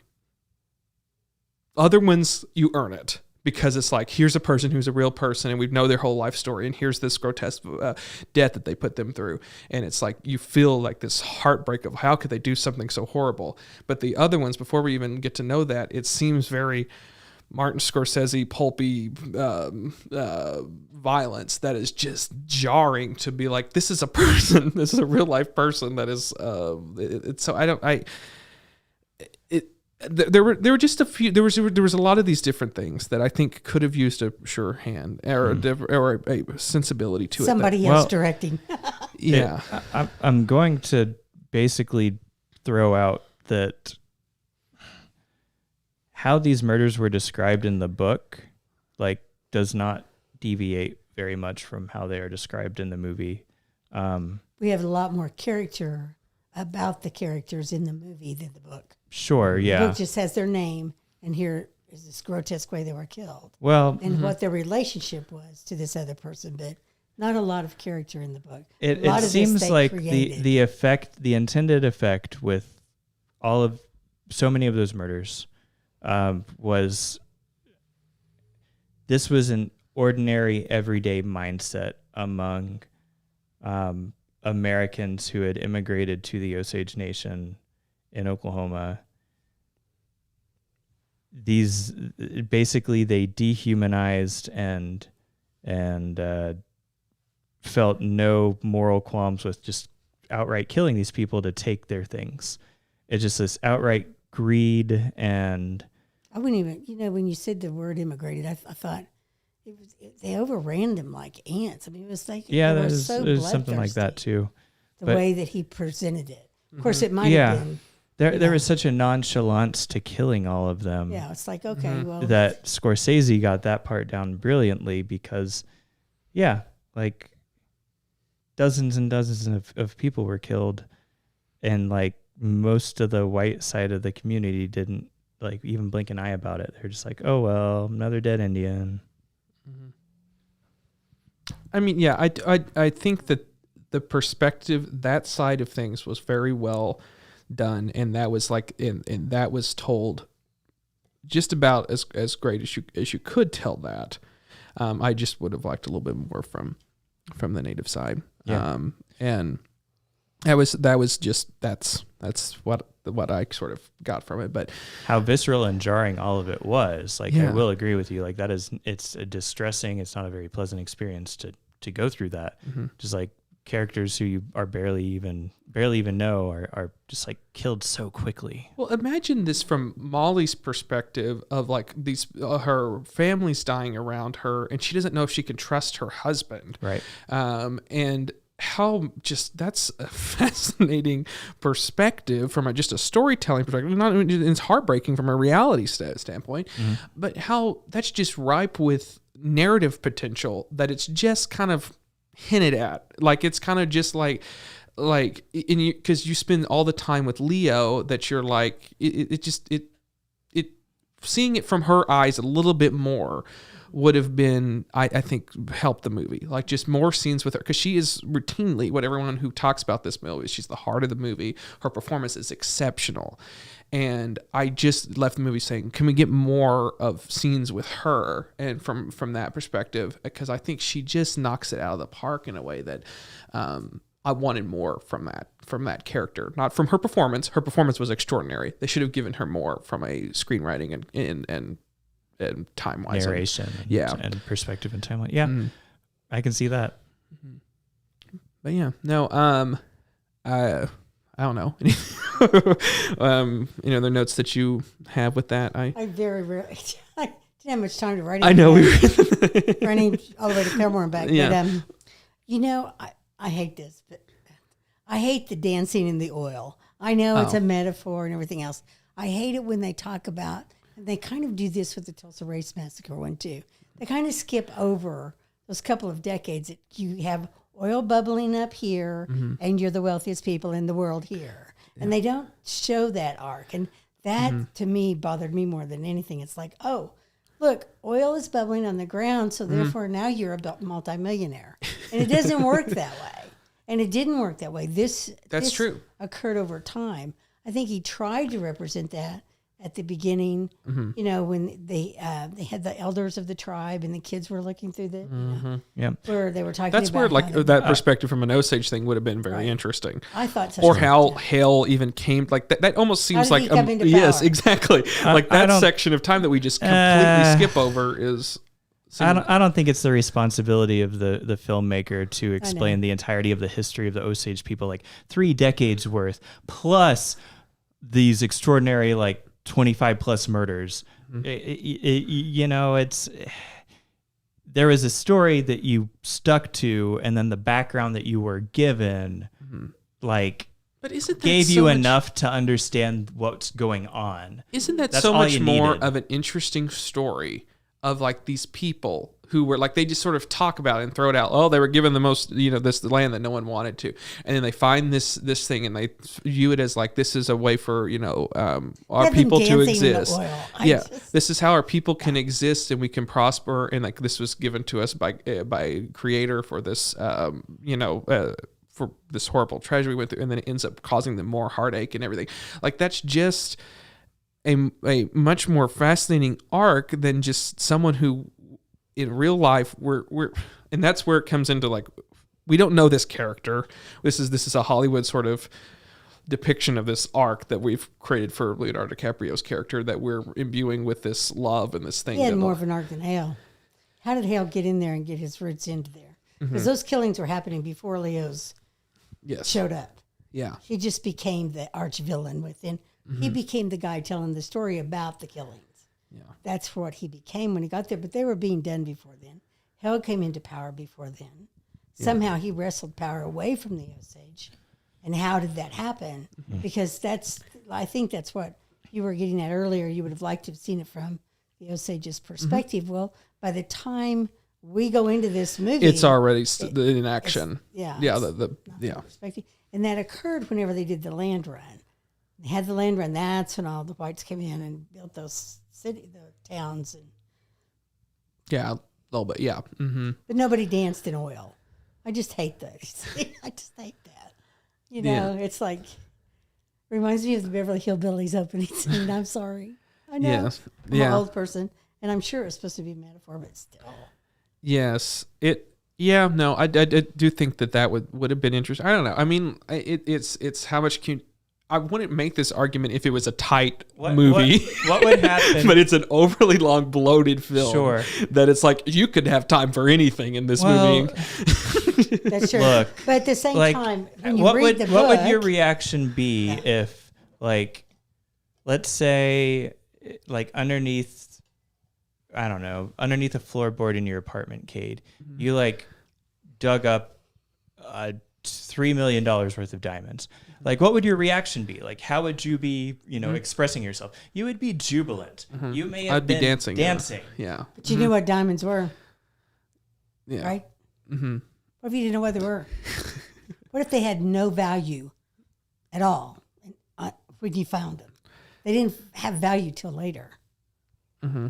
Right. And then it was somebody else who came in and told you that they had value. Yeah. I don't know.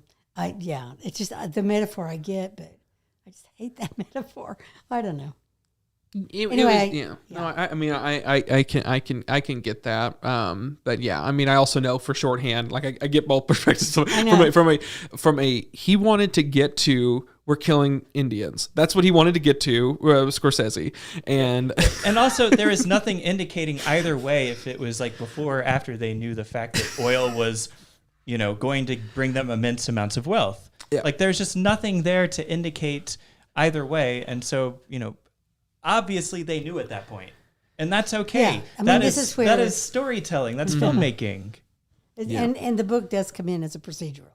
yes, Sure. Yeah. But and so that becomes into sort of the adaptation of this. I mean, I think we can talk about a little bit of like And I think what they did was they took the book, Yes. went with what the book was, and went way after he comes to Oklahoma and he meets with the. That's what I tribal. was about to go into. That's when he changed. So what happened was Scorsese wrote and his screenwriter, they wrote a version that was based on the book Killers of Flower Moon, which is a procedural that was told from Jesse Plemons' character, which Leonardo DiCaprio signed on to play that character, and Robert De Niro was still going to play Hell, and they got that financed through Paramount and everything. They were about to go into it. Leonardo DiCaprio, at this point, Scorsese's meeting with the Osage Nation to understand their culture and everything. Leo puts a pause on it, says, I don't think this is being told from the right perspective. This is not the most interesting perspective. You're right. And so they did a total, and Scorsese said, absolutely. Now that I've met with these people, I think you're right. We're going to have to do this story. And so then they had to push back the whole shooting of this whole thing, and they had to go through a rewrite when they and Leo started, like, let's tell from that perspective, from that character, and he was going to play that character, whatever, Ernest. Yeah, if you want Leo's money, yes, it's going to be in from his perspective. And so, well, I mean, like, he was going to play the whatever. So he was like, but he was already signed on, and that's what the financing was for and everything. And so they're like, they shifted all, and then Paramount gets cold feet. Paramount's like, we greenlit a procedural about this whole thing, and this is not at all the script that we greenlit. We're pulling funding, and that's when they got financing from Apple. I don't know if this is interesting to anybody. I found it to be very fascinating because it was a big deal whenever this was all happening. Is this movie is actually going to happen? Paramount, all I have to say to you is way to swing in this. Yeah, that was a swinging this. And so Apple, they financed it, and Paramount they are distributing the film theatrically. They are the people who they came in after it was already being done. So if Scorsese and DiCaprio agree that the film needs to be substantially changed, maybe listen to them. they might have a point. Mm-hmm. So it's that I found that to be very, very fascinating, and I think that they're close. Like, I think, and I understand from even their perspective of, like, they got as much as, like, as people saying that it would take like an Osage filmmaker or a Native filmmaker to sort of tell that story accurately. Like, they did the most that they could do from, like, filling it out with consultants and with things and from where their starting point. Yes. So, like, it is better than obviously Westerns and things of the past. It takes an incredibly critical look at these characters that would have been considered heroes in past Westerns and said that and even like that greed. I mean, it's only recently that we start to view greed as like a negative thing in film. True. And like you look at like Wall Street and how that movie with Michael Gordon Douglas, Gekko, Gordon Gekko, and how like greed is good. You know, this idea that like we're taking a more critical look at that. So I mean, I understand that this is a step in the right direction and everything, but yeah. And I loved Molly in this movie because Molly in the book is really, really one-dimensional. Yeah. And I loved Molly in this. And part of it was Lily's performance, which she doesn't get a nomination for something. Yes. It would be She wrong. should. Yeah. She should.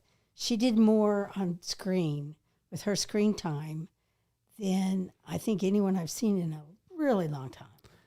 She did more with silence Yes. than I've seen an actor do in a long, long time. It's a beautiful performance. And I kept waiting for them to give it to her. Like that was the most heartbreaking thing to me. It was like, okay, now give her Oscar scene or whatever. Like I was just constantly waiting, but they still they played it so sort of restrained. I'm like, give her her whole, give her the monologue. Give her the monologue. That's what I want the monologue, especially at the end. I know, when to she shake says goodbye it. to him. I know. I was like, here we go. Let's give her the This is monologue, and like where she puts him straight or whatever. You know, I believed in you, and I believed in you, and you freaking let me down. You.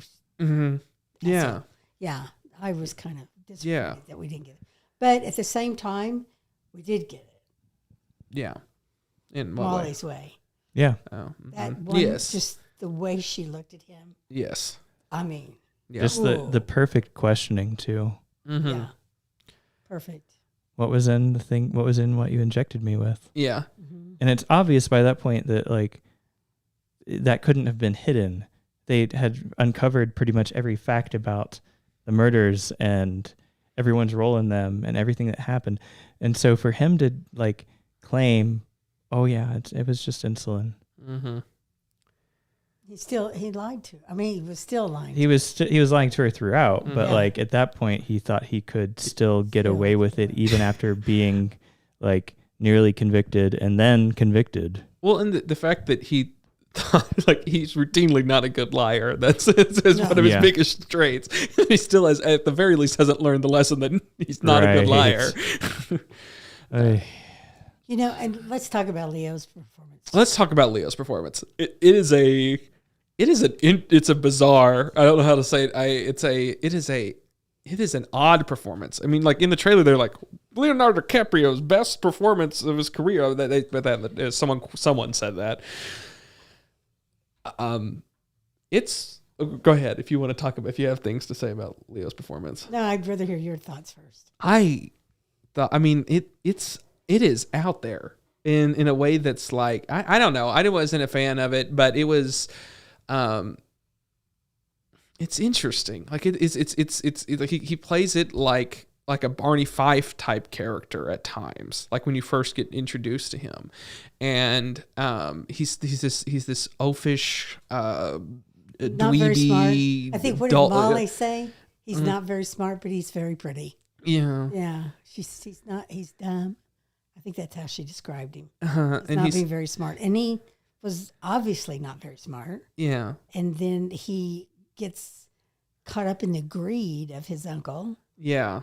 And still isn't very smart, but he gets caught up in the greed of that. I think he tries to redeem himself at the end when he drinks the medicine that he's supposed to be injecting her with. Because he realizes she's the most important thing. And then he screws it up. So it's like, this guy is not ever going to get it right. But do you believe that perspective that he is in love with this person? Like that the movie hinges on that. And I just, for the life of me, can't get behind that. Honestly, it's a great open question because it even seems to be an open question in the book. Mm-hmm. Yeah.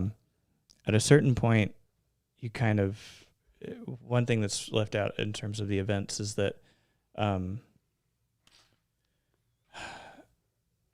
Ernest's kids and Molly are supposed to be in that house that got blown up. Mm-hmm. And the only thing that prevented them from being in the house that got blown up, and Ernest knew that the house was going to get blown up that night, and he was still cool with them just going over there. Mm-hmm. But like, that's extraneous. It's outside of the events of the film, and so like throughout the film, he tells them not to go over there, doesn't he? So he says something like that. It's kind of yeah, but like that ambivalence between whether or not he actually does love her. I think that's fantastic. Like, I think it was a really great character decision. I think it was extremely disquieting. And like, it seems like there's a part of him that loves being a father and loves, he's mourning the death of his child and loves being a family man to a certain degree. But then he also loves being a criminal, and he loves like doing all of these heinous things for the approval and, satisfaction of his family. That just the wife side of the family, the uncle side of the family. So it's weird. Yeah. It was weird. The setup was weird too, because it was like all these white guys, like vultures, kind of like vultures, and they're all married to these Indian ladies, and you just want to go, can't you see what they're doing? Can't you see what's happening? But they didn't have any choice. They had white guys that had control of all their money. They had to go and beg for money. Because they couldn't be in control of their own money. If maybe they had a white husband, they could have access to their money. Yeah. So it's like a terrible situation. And that's one thing they don't explore at all in the movie, is that why would they make this choice? And the way that they portray it with Molly is that she thinks he's cute. He's pretty blue eyes, and he's awfully pretty and makes me laugh. And she comes across as that she really and truly does love him, but I don't know if she did or not. Yeah, that ambivalence, I think, is what you said, makes it is fascinating. Yeah, I mean, it does seem like the movie hinges on you believing him to a certain degree by the end of it for the character arc to be satisfying. And he only does that one thing. He drinks. He drinks that drug. Which that's a narrative choice to make. Like, I mean, like, that's what I'm saying from like a narrative perspective, it seems to hinge on that, which I can't fully get on board with even how it's portrayed in the film. And even like, obviously not taking in real life things into account, but just from what is portrayed in the film, I don't know if I could get 100% on board with, like, that's not obviously love, what you would do to somebody if you did that sort of thing. Sort of thing, meaning killing their entire family and playing a hand of that. Great point. But she was the last one. Yeah. Other than his kids, but in reality, she was the last one. And I wonder, because like I love how. Oh, go ahead. I was just going to say I knew this, but I don't know if people, like, from a general audience, I didn't know if they'd made it clear enough as to sort of that these passed on matrilinearly, and like that's why his daughter was killed. I don't know if that was clear enough from an audience perspective. Like, I knew that, but I'm like, oh, they should have made that, like, that's what the whole tense moment was from Robert De Niro of why he was upset, and they were all saying it was going to be a girl and all that stuff. Like, that's what the tenseness, like this inevitability of that. But I don't know if that was clear enough from a filmmaking perspective until the very end that was what was happening. I don't know if they talked about that when they were talking about being sure and marrying you. I think some of Ernest's character is really well portrayed in terms of that, like, love ambivalence, in terms of like, who does he choose to like confide in, and who does he choose to fear and like stay away from? And it's Hale, like, in both instances, because at a certain point he's getting asked to sign his head rights over to Hale in the case of his own death. And it's like, they're just shrugging off like, oh, it's a formality. It's just, got to keep it in the family, bro. And like, he realizes there's very likely a target on his own head too. And so it's certainly understandable, like, how he doesn't go all the way through killing his wife, because he feels like he's just next on the chopping block. Right. Mm-hmm. Because it would be. Yeah. No, it's the guy on the stand. When he's talking to the lawyer. Yeah. He's killed off the wife and he killed second Anna. wife. Yeah. And then he's got, now he's got the second wife's children. He wants to know if he adopts them and they die. Yeah. Will he get there? I mean, it's like just like Pure evil. Yeah. Yeah. And just staring into the face of pure evil. Talking about it like it's tomorrow's Tuesday. Do you think we should? Exactly. And the attorney just saying, you realize you just basically said that you're going to kidnap and murder your own children. And the guys go, Yeah. Yeah. Well, only if it's legal, or only if it get money out of it. That's what he was. Yeah. It was awful.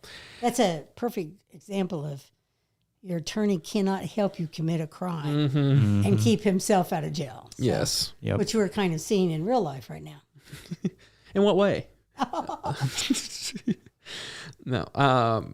No. Yeah. I mean, I do think it benefits.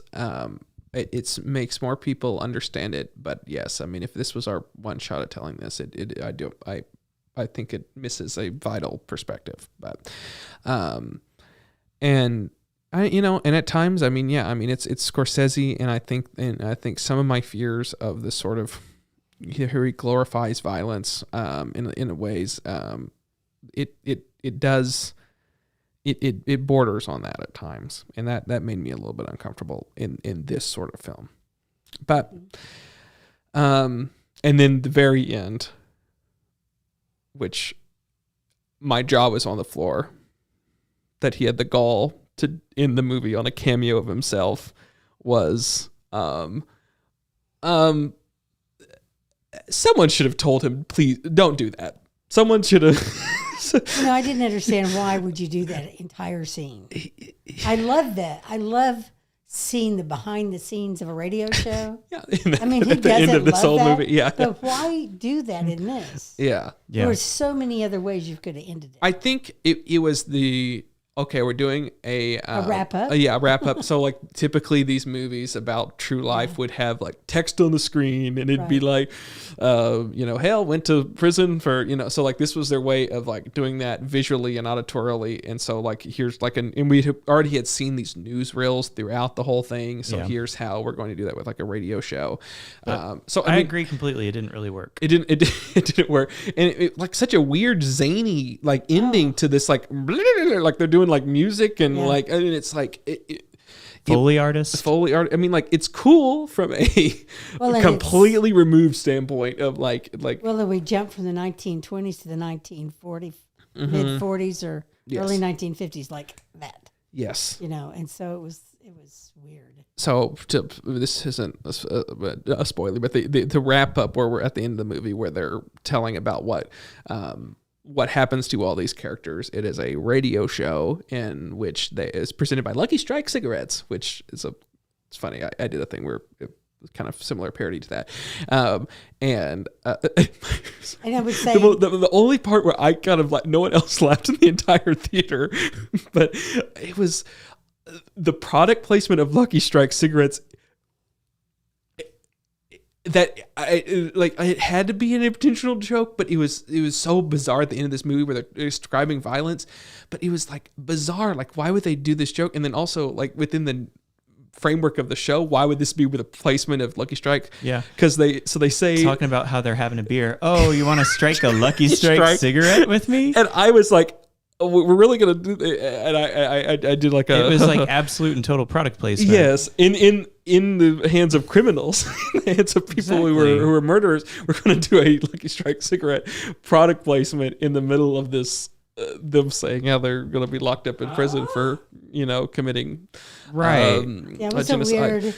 It kind of takes you completely out of the somberness of the movie, and the horror what you just witnessed. There's going to be think pieces. There's going to be Twitter thread or X whatever on these. I'm going to avoid all of it. Because that is the most odd way to wrap up this movie. And it's into four. So then at the very end, they're like, and then what happened to Molly? And then it pans over, spotlight Martin Scorsese on screen. And he's being real serious. And then also happening in the theater we're watching next to Diane is this lady who dumped her popcorn everywhere. She says to her, I guess her husband or whoever she's with, that's Scorsese. And he's like, who? And he's like, Scorsese, that's Scorsese. And he's like, who is that? She's like, he directed the film that we're watching. That's Martin Scorsese. He's like, oh, okay. And you know that happened in every theater, in every city in the United States. That confrontation. Let's hope not. Let's really hope it didn't happen in LA. It is mind-boggling. That cameo is maybe Boise, Idaho. That would be. Yeah. But man, yeah, that. Did you know Jack White of the White Stripes? He was also in that scene. Oh, in that scene, was he doing some of the music, or was he? He was the overall guy. Oh, he was. Oh, yeah. Okay. MC. Okay. Yeah. I didn't know that was him either until I looked it up. Went, oh my God, that was Jack White. Huh. Yeah, that threw me out of the film in a way that I was not prepared for. Right.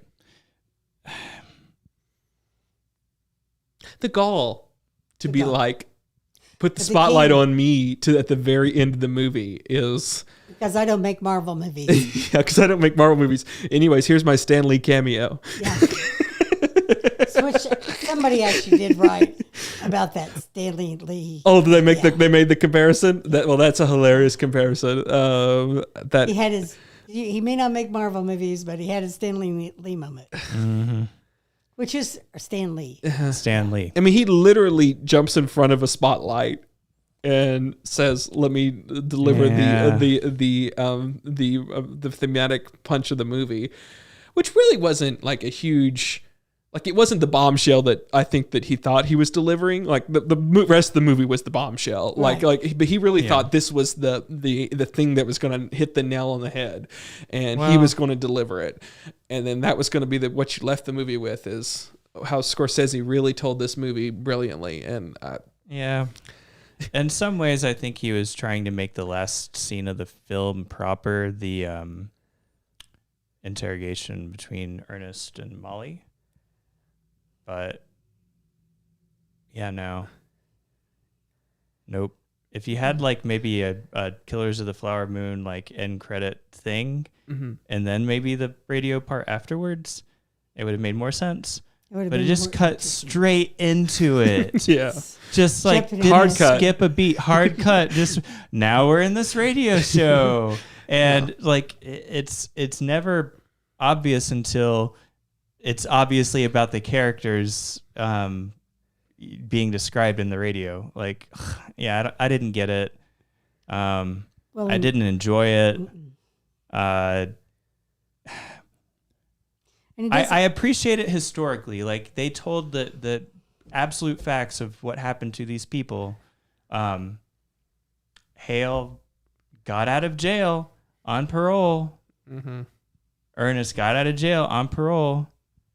Yeah. Hale dies in a retirement community in Arizona. Yeah. 86. Mm-hmm. So he wins in the end. Yep. Yeah. The bad guy wins. And this is when I kind of really got irritated. It was like, okay, so you're the nicest way possible telling us that the bad guy won in the end. Why don't you just say that? Mm-hmm.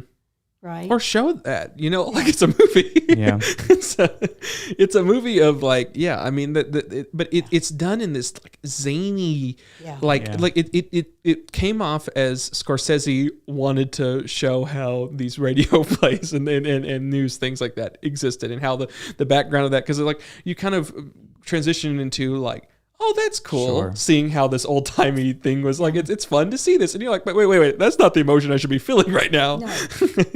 And so it seems at times the film is disconnected from, like, perhaps a New York director shouldn't have been telling this story. Like it at times, like it's like this. He's very much invested in like this organized crime style, like in modern, and telling. So when he picked up the book and read it, somebody gave it to him and said, "You really should do a movie about this." It was because it was organized. He looked at it from that sort of perspective, and then like I can see how if someone's like, "Well, we don't want to do the whole title cards. Here's what happened to all these people that all these movies have." So he's like, "Well, I've always wanted to do this. Would be an interesting thing." Or maybe he was listening to a recording that's actually said that, and he's like, "Oh, this kind of wraps it all up. Let's show visually how this news reel kind of thing was made. So we cut to, what's the name of that radio show that Meryl Streep, and they did a movie about it. Oh, Prairie Home Companion. Yeah. So they did a Prairie Home Companion. Yeah. Kind It of. was weird. Yeah, that was an odd way of ending it. Overall, though. But I did, so then the very last shot of the movie after that is this, I don't think it'd be a drone because it was so steady. It had to be like a crane shot of some sort, but it would be really tall, of the drum out to like a modern day stop dance.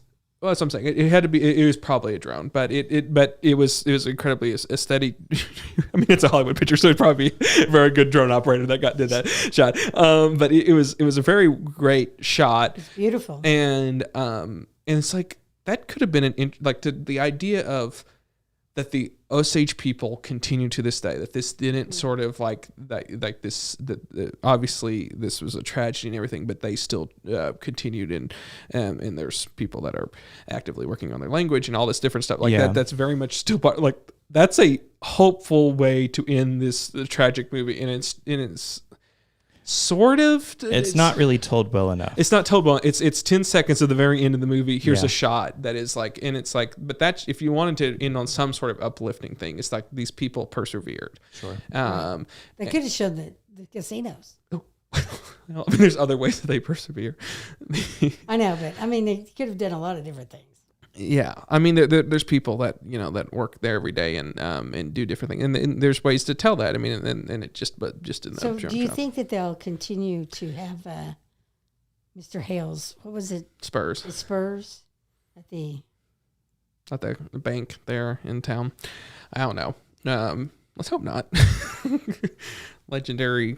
This thing is like a legendary Cowboys and Outlaws or something is what his Spurs are hanging up on the wall of. Which is where the movie leaves out his backstory in reality. Mm-hmm. So that's why, I don't know. To me, that was just, I don't know. I think De Niro's performance was fascinating. I do too. I think that was the one that's like, and like where his accent was very interesting because you could tell it was like kind of like, it was like, what, it was assuming he's like an Irish background, like he's doing some sort of Irish thing, but it's also Western. And it's like, so nuanced and perfect, and like at times different parts comes out. Like I think that was incredibly interesting and fascinating. Whereas like sometimes you hear accents slipping and it's like seems like someone doesn't get a good dialect coach. I think this one was incredibly intentional and was something that he really was honed in on at times how this character would say these things, and the fact that the lines in the Osage language, like it was an incredible performance, and just it was delicious an excellent performance. Yeah, you could tell when the accent got thick and it was original. Yes. That's when he was the most deadly. Yes. Yeah. And I did read where he kind of fell in love with that language, so he had to change several of his lines to the Osage language just so he could use them, just so he could say it. Well, it's a beautiful language. It is a beautiful language. Yeah. I love just the lingering shots on De Niro's face after he says something for effect or like is reacting what someone else says in a way that's clearly I'm having to murder these people soon or have to hide something about murdering these people soon. Just in like the little day-to-day interactions, it's horrendous, but it was very effective and it was very well done in terms of like, how do you even approach a character like that? And you could tell he didn't really care about any living human being. Yeah. In reality, he didn't care about any of it. He was absolute psychopath. Yeah. Totally. And he delivered that so well of like, and then like the different sides of him, of how he would super portray charming. him. Yes. And he would do that side. And then like, and it was all these different voices and things. And like, and it was subtle. Like, I don't think like, some people won't pick up on it, but I think that was part of what made that performance so interesting. And it was just effortless. Like, and like De Niro is that good of a performer, and we don't get that enough. Yeah. And that is the saddest thing, is like you see him in these other things where he just like throws it away, and it's like he still has that just effortlessness. Yeah. That is just, he could come in there and do that captivating of a performance, and it felt insidious. It was impressive. He and Lily were really the two performances that I enjoyed the most. yes. Yeah, they were extraordinary. Leo, the reason why everybody's going, oh, this is Leo's greatest role, is that he wasn't pretty. And he got uglier. Well, he got. I mean, he started off not too bad, but he just got uglier and uglier. He had that uglier middle part, like and then he got, and then it turned into a side part, which to me I thought but he used his own facial expression to make himself look uglier. And then his teeth was terrible. Yes. Well, they quit showing so much of his teeth later, so they wouldn't have to use those bad ones.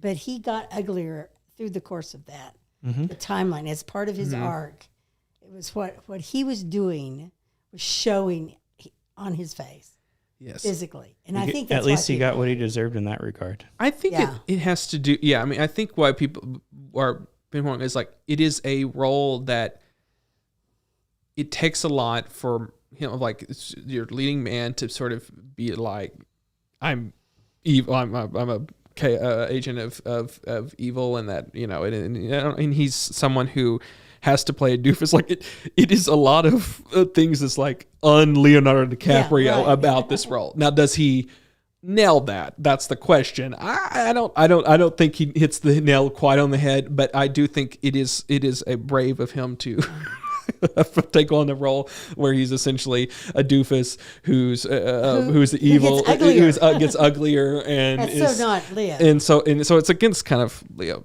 type of Leo. Okay. Okay. So would you recommend this movie? Yeah, I'd recommend it. People go see it in theaters, or they wait till it gets on the Apple? Considering how bad I'm experiencing, this is nothing against the movie, but movie-going experiences are not like, they have been pretty flawed for the past year, and it's upsetting to see that happen whenever, like, I've always loved theaters like all my life, whether it's like drive-in theaters or just regular movie theaters, and they never really got the filmmaking, the projection, the sound, the overall experience. The glass plate in front of Diane's face. Yeah. Like just because we couldn't go to the Dolby, I'm sure. Wonder why that was. Why was it? Did you notice when we walked out that we were like in a live concert right there in the hall? Oy. It was amazing. We were before that some of the show times of that, so that we didn't hear people. I didn't hear people next door. All I could hear is the humming of a screeching speakers too. But I'm sorry that going to the movies is the way that it is in 2023. Streaming has come a long way, and I think it's really wonderful quality now for a lot of people. So I would definitely recommend watching this movie at home, but not necessarily in the theaters. 4K. Yeah. I mean, I would say, it would honestly benefit. It's a movie that's long, and I think it honestly benefit from kind of breaking it into some sort of chunks. I'm sure that Scorsese would hate me saying that. A pause button is really nice at some points in this movie. You don't get a pause button at the theaters. Okay. Yeah. And what is so? Would you recommend it? I would recommend watching it home. If you got a 4K and the sound system like kerosene, watch it at home. I think the cinematography for this movie would have possibly been beautiful. Yeah. If I hadn't had that.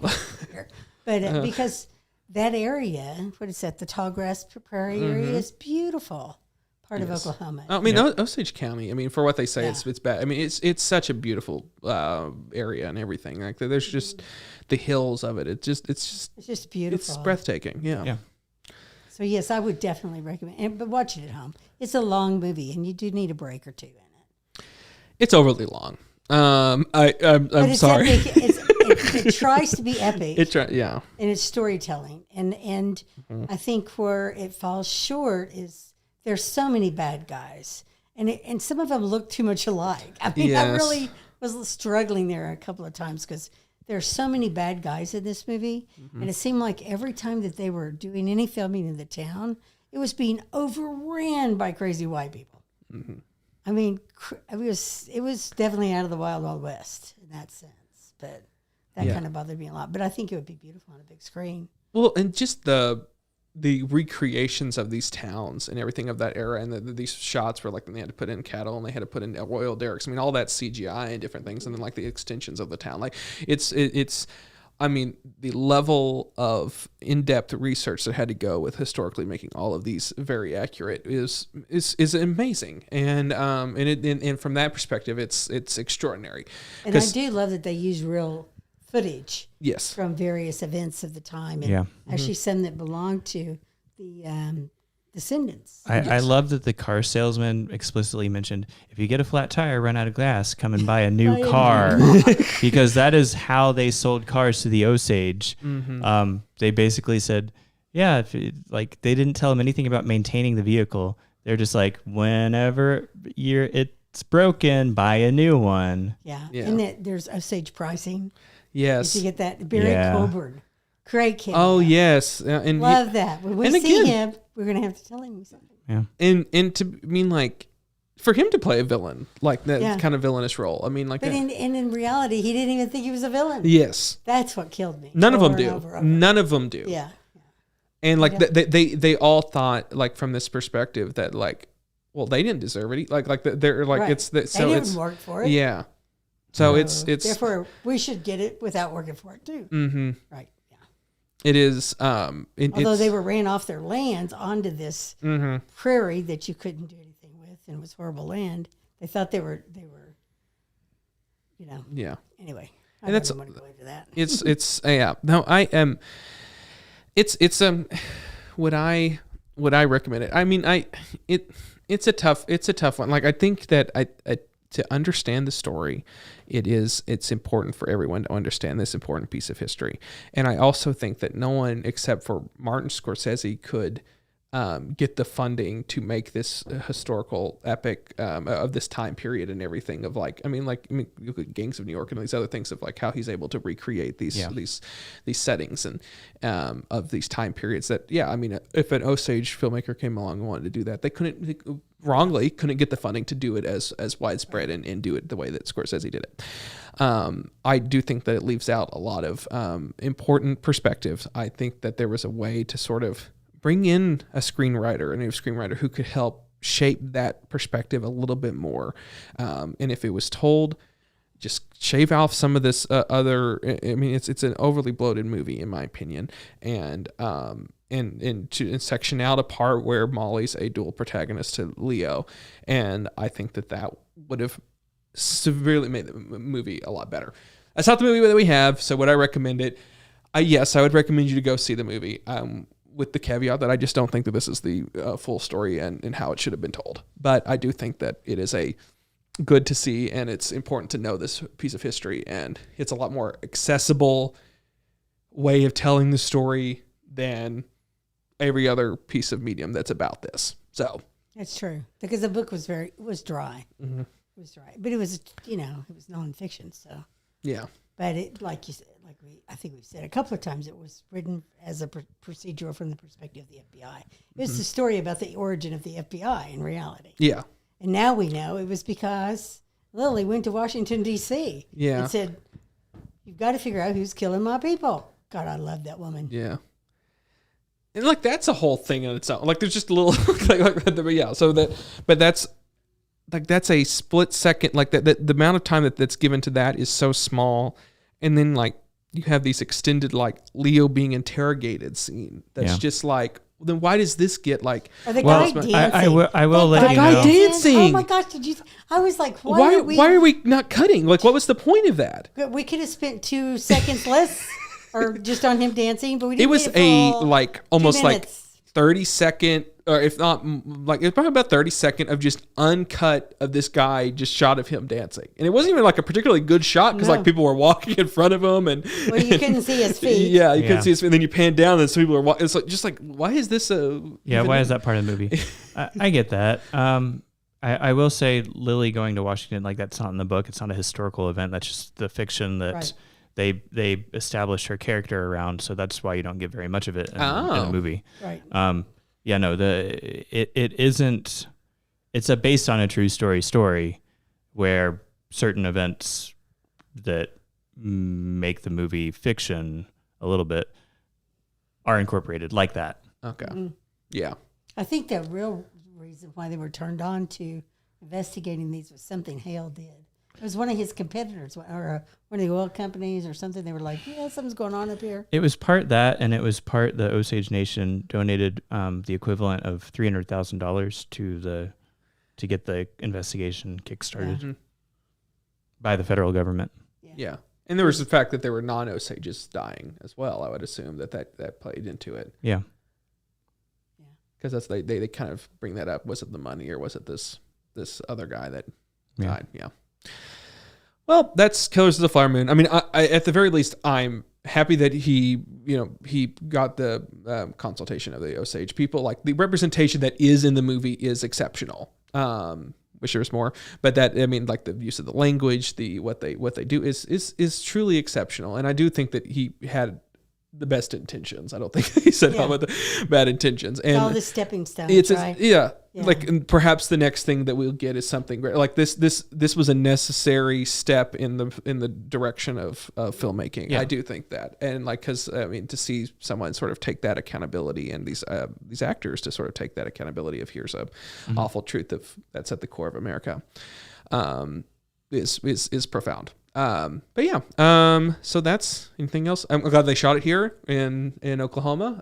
That employed a lot of people.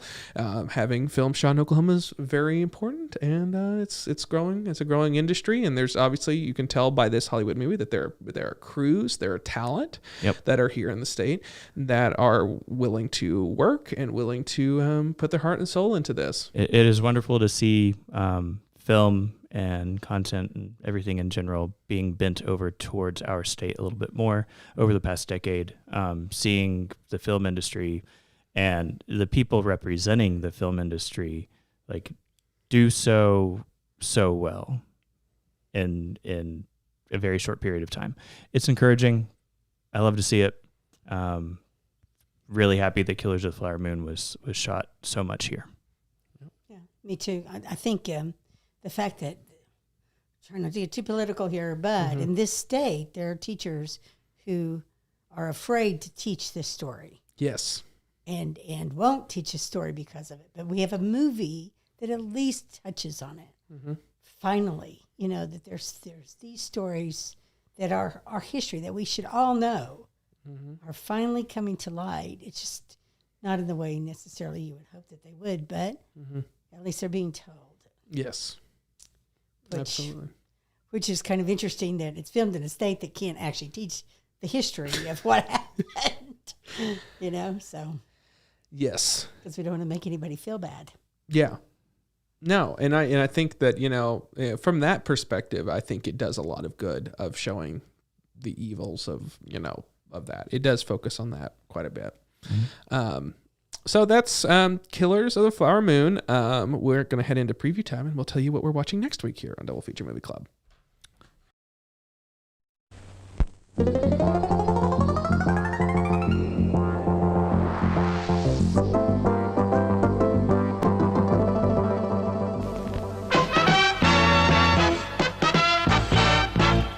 And now, preview time.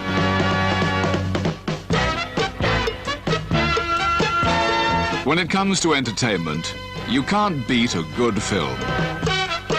So let's take a look at what's coming your way.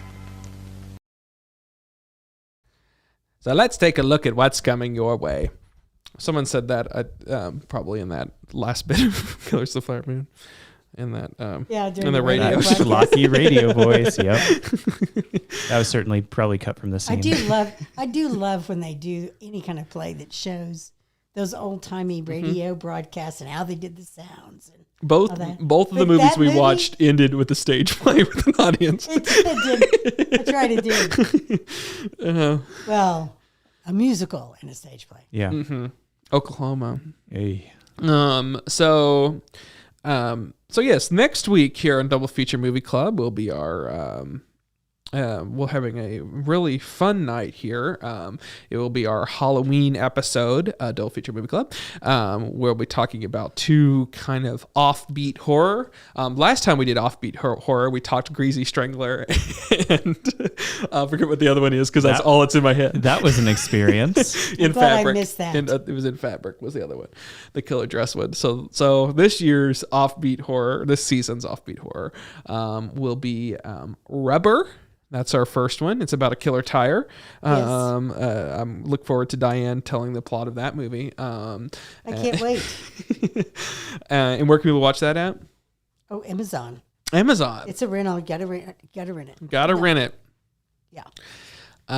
Yes. But it's about a killer tire. I think it's a French. Isn't it a French movie? I think. Yeah, it's I think so.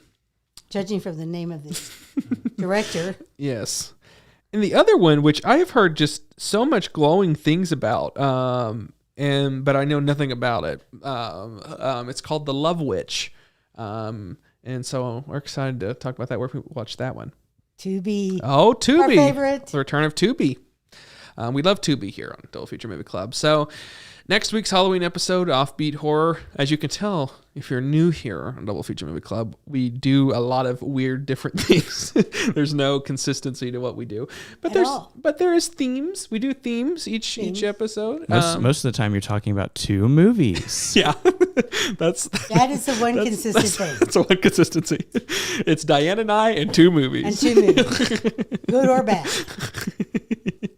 Sometimes really bad. Sometimes really bad. Sometimes I think they're bad and he loves them. Sometimes it's never the other way around. Yeah, man, I don't know. Yeah, is there? Maybe. I don't know. I don't know. I like the post and I don't think you can. Yeah, I wasn't the hugest fan of it, but yeah.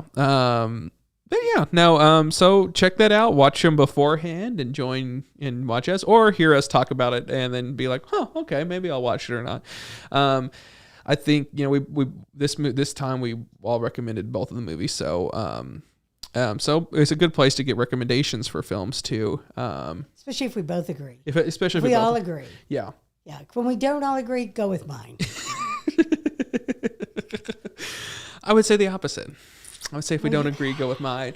But yeah, so watch those and then join us. We are here live on Sunday nights on my YouTube channel, youtube.com/Cade Thomas, or on twitch.tv /the Cade Thomas.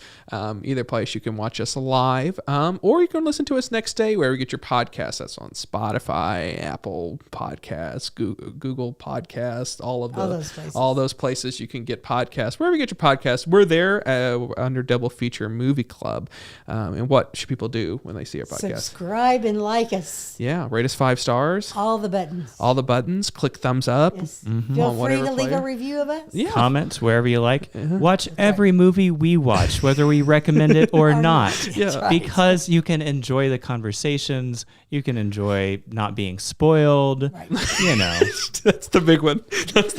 You can agree with me and not with Cade. Yeah. Because we do spoil a little bit here. But we warn you though. What's the point of watching movies if you're only watching movies that other people recommend? That's right. Yes.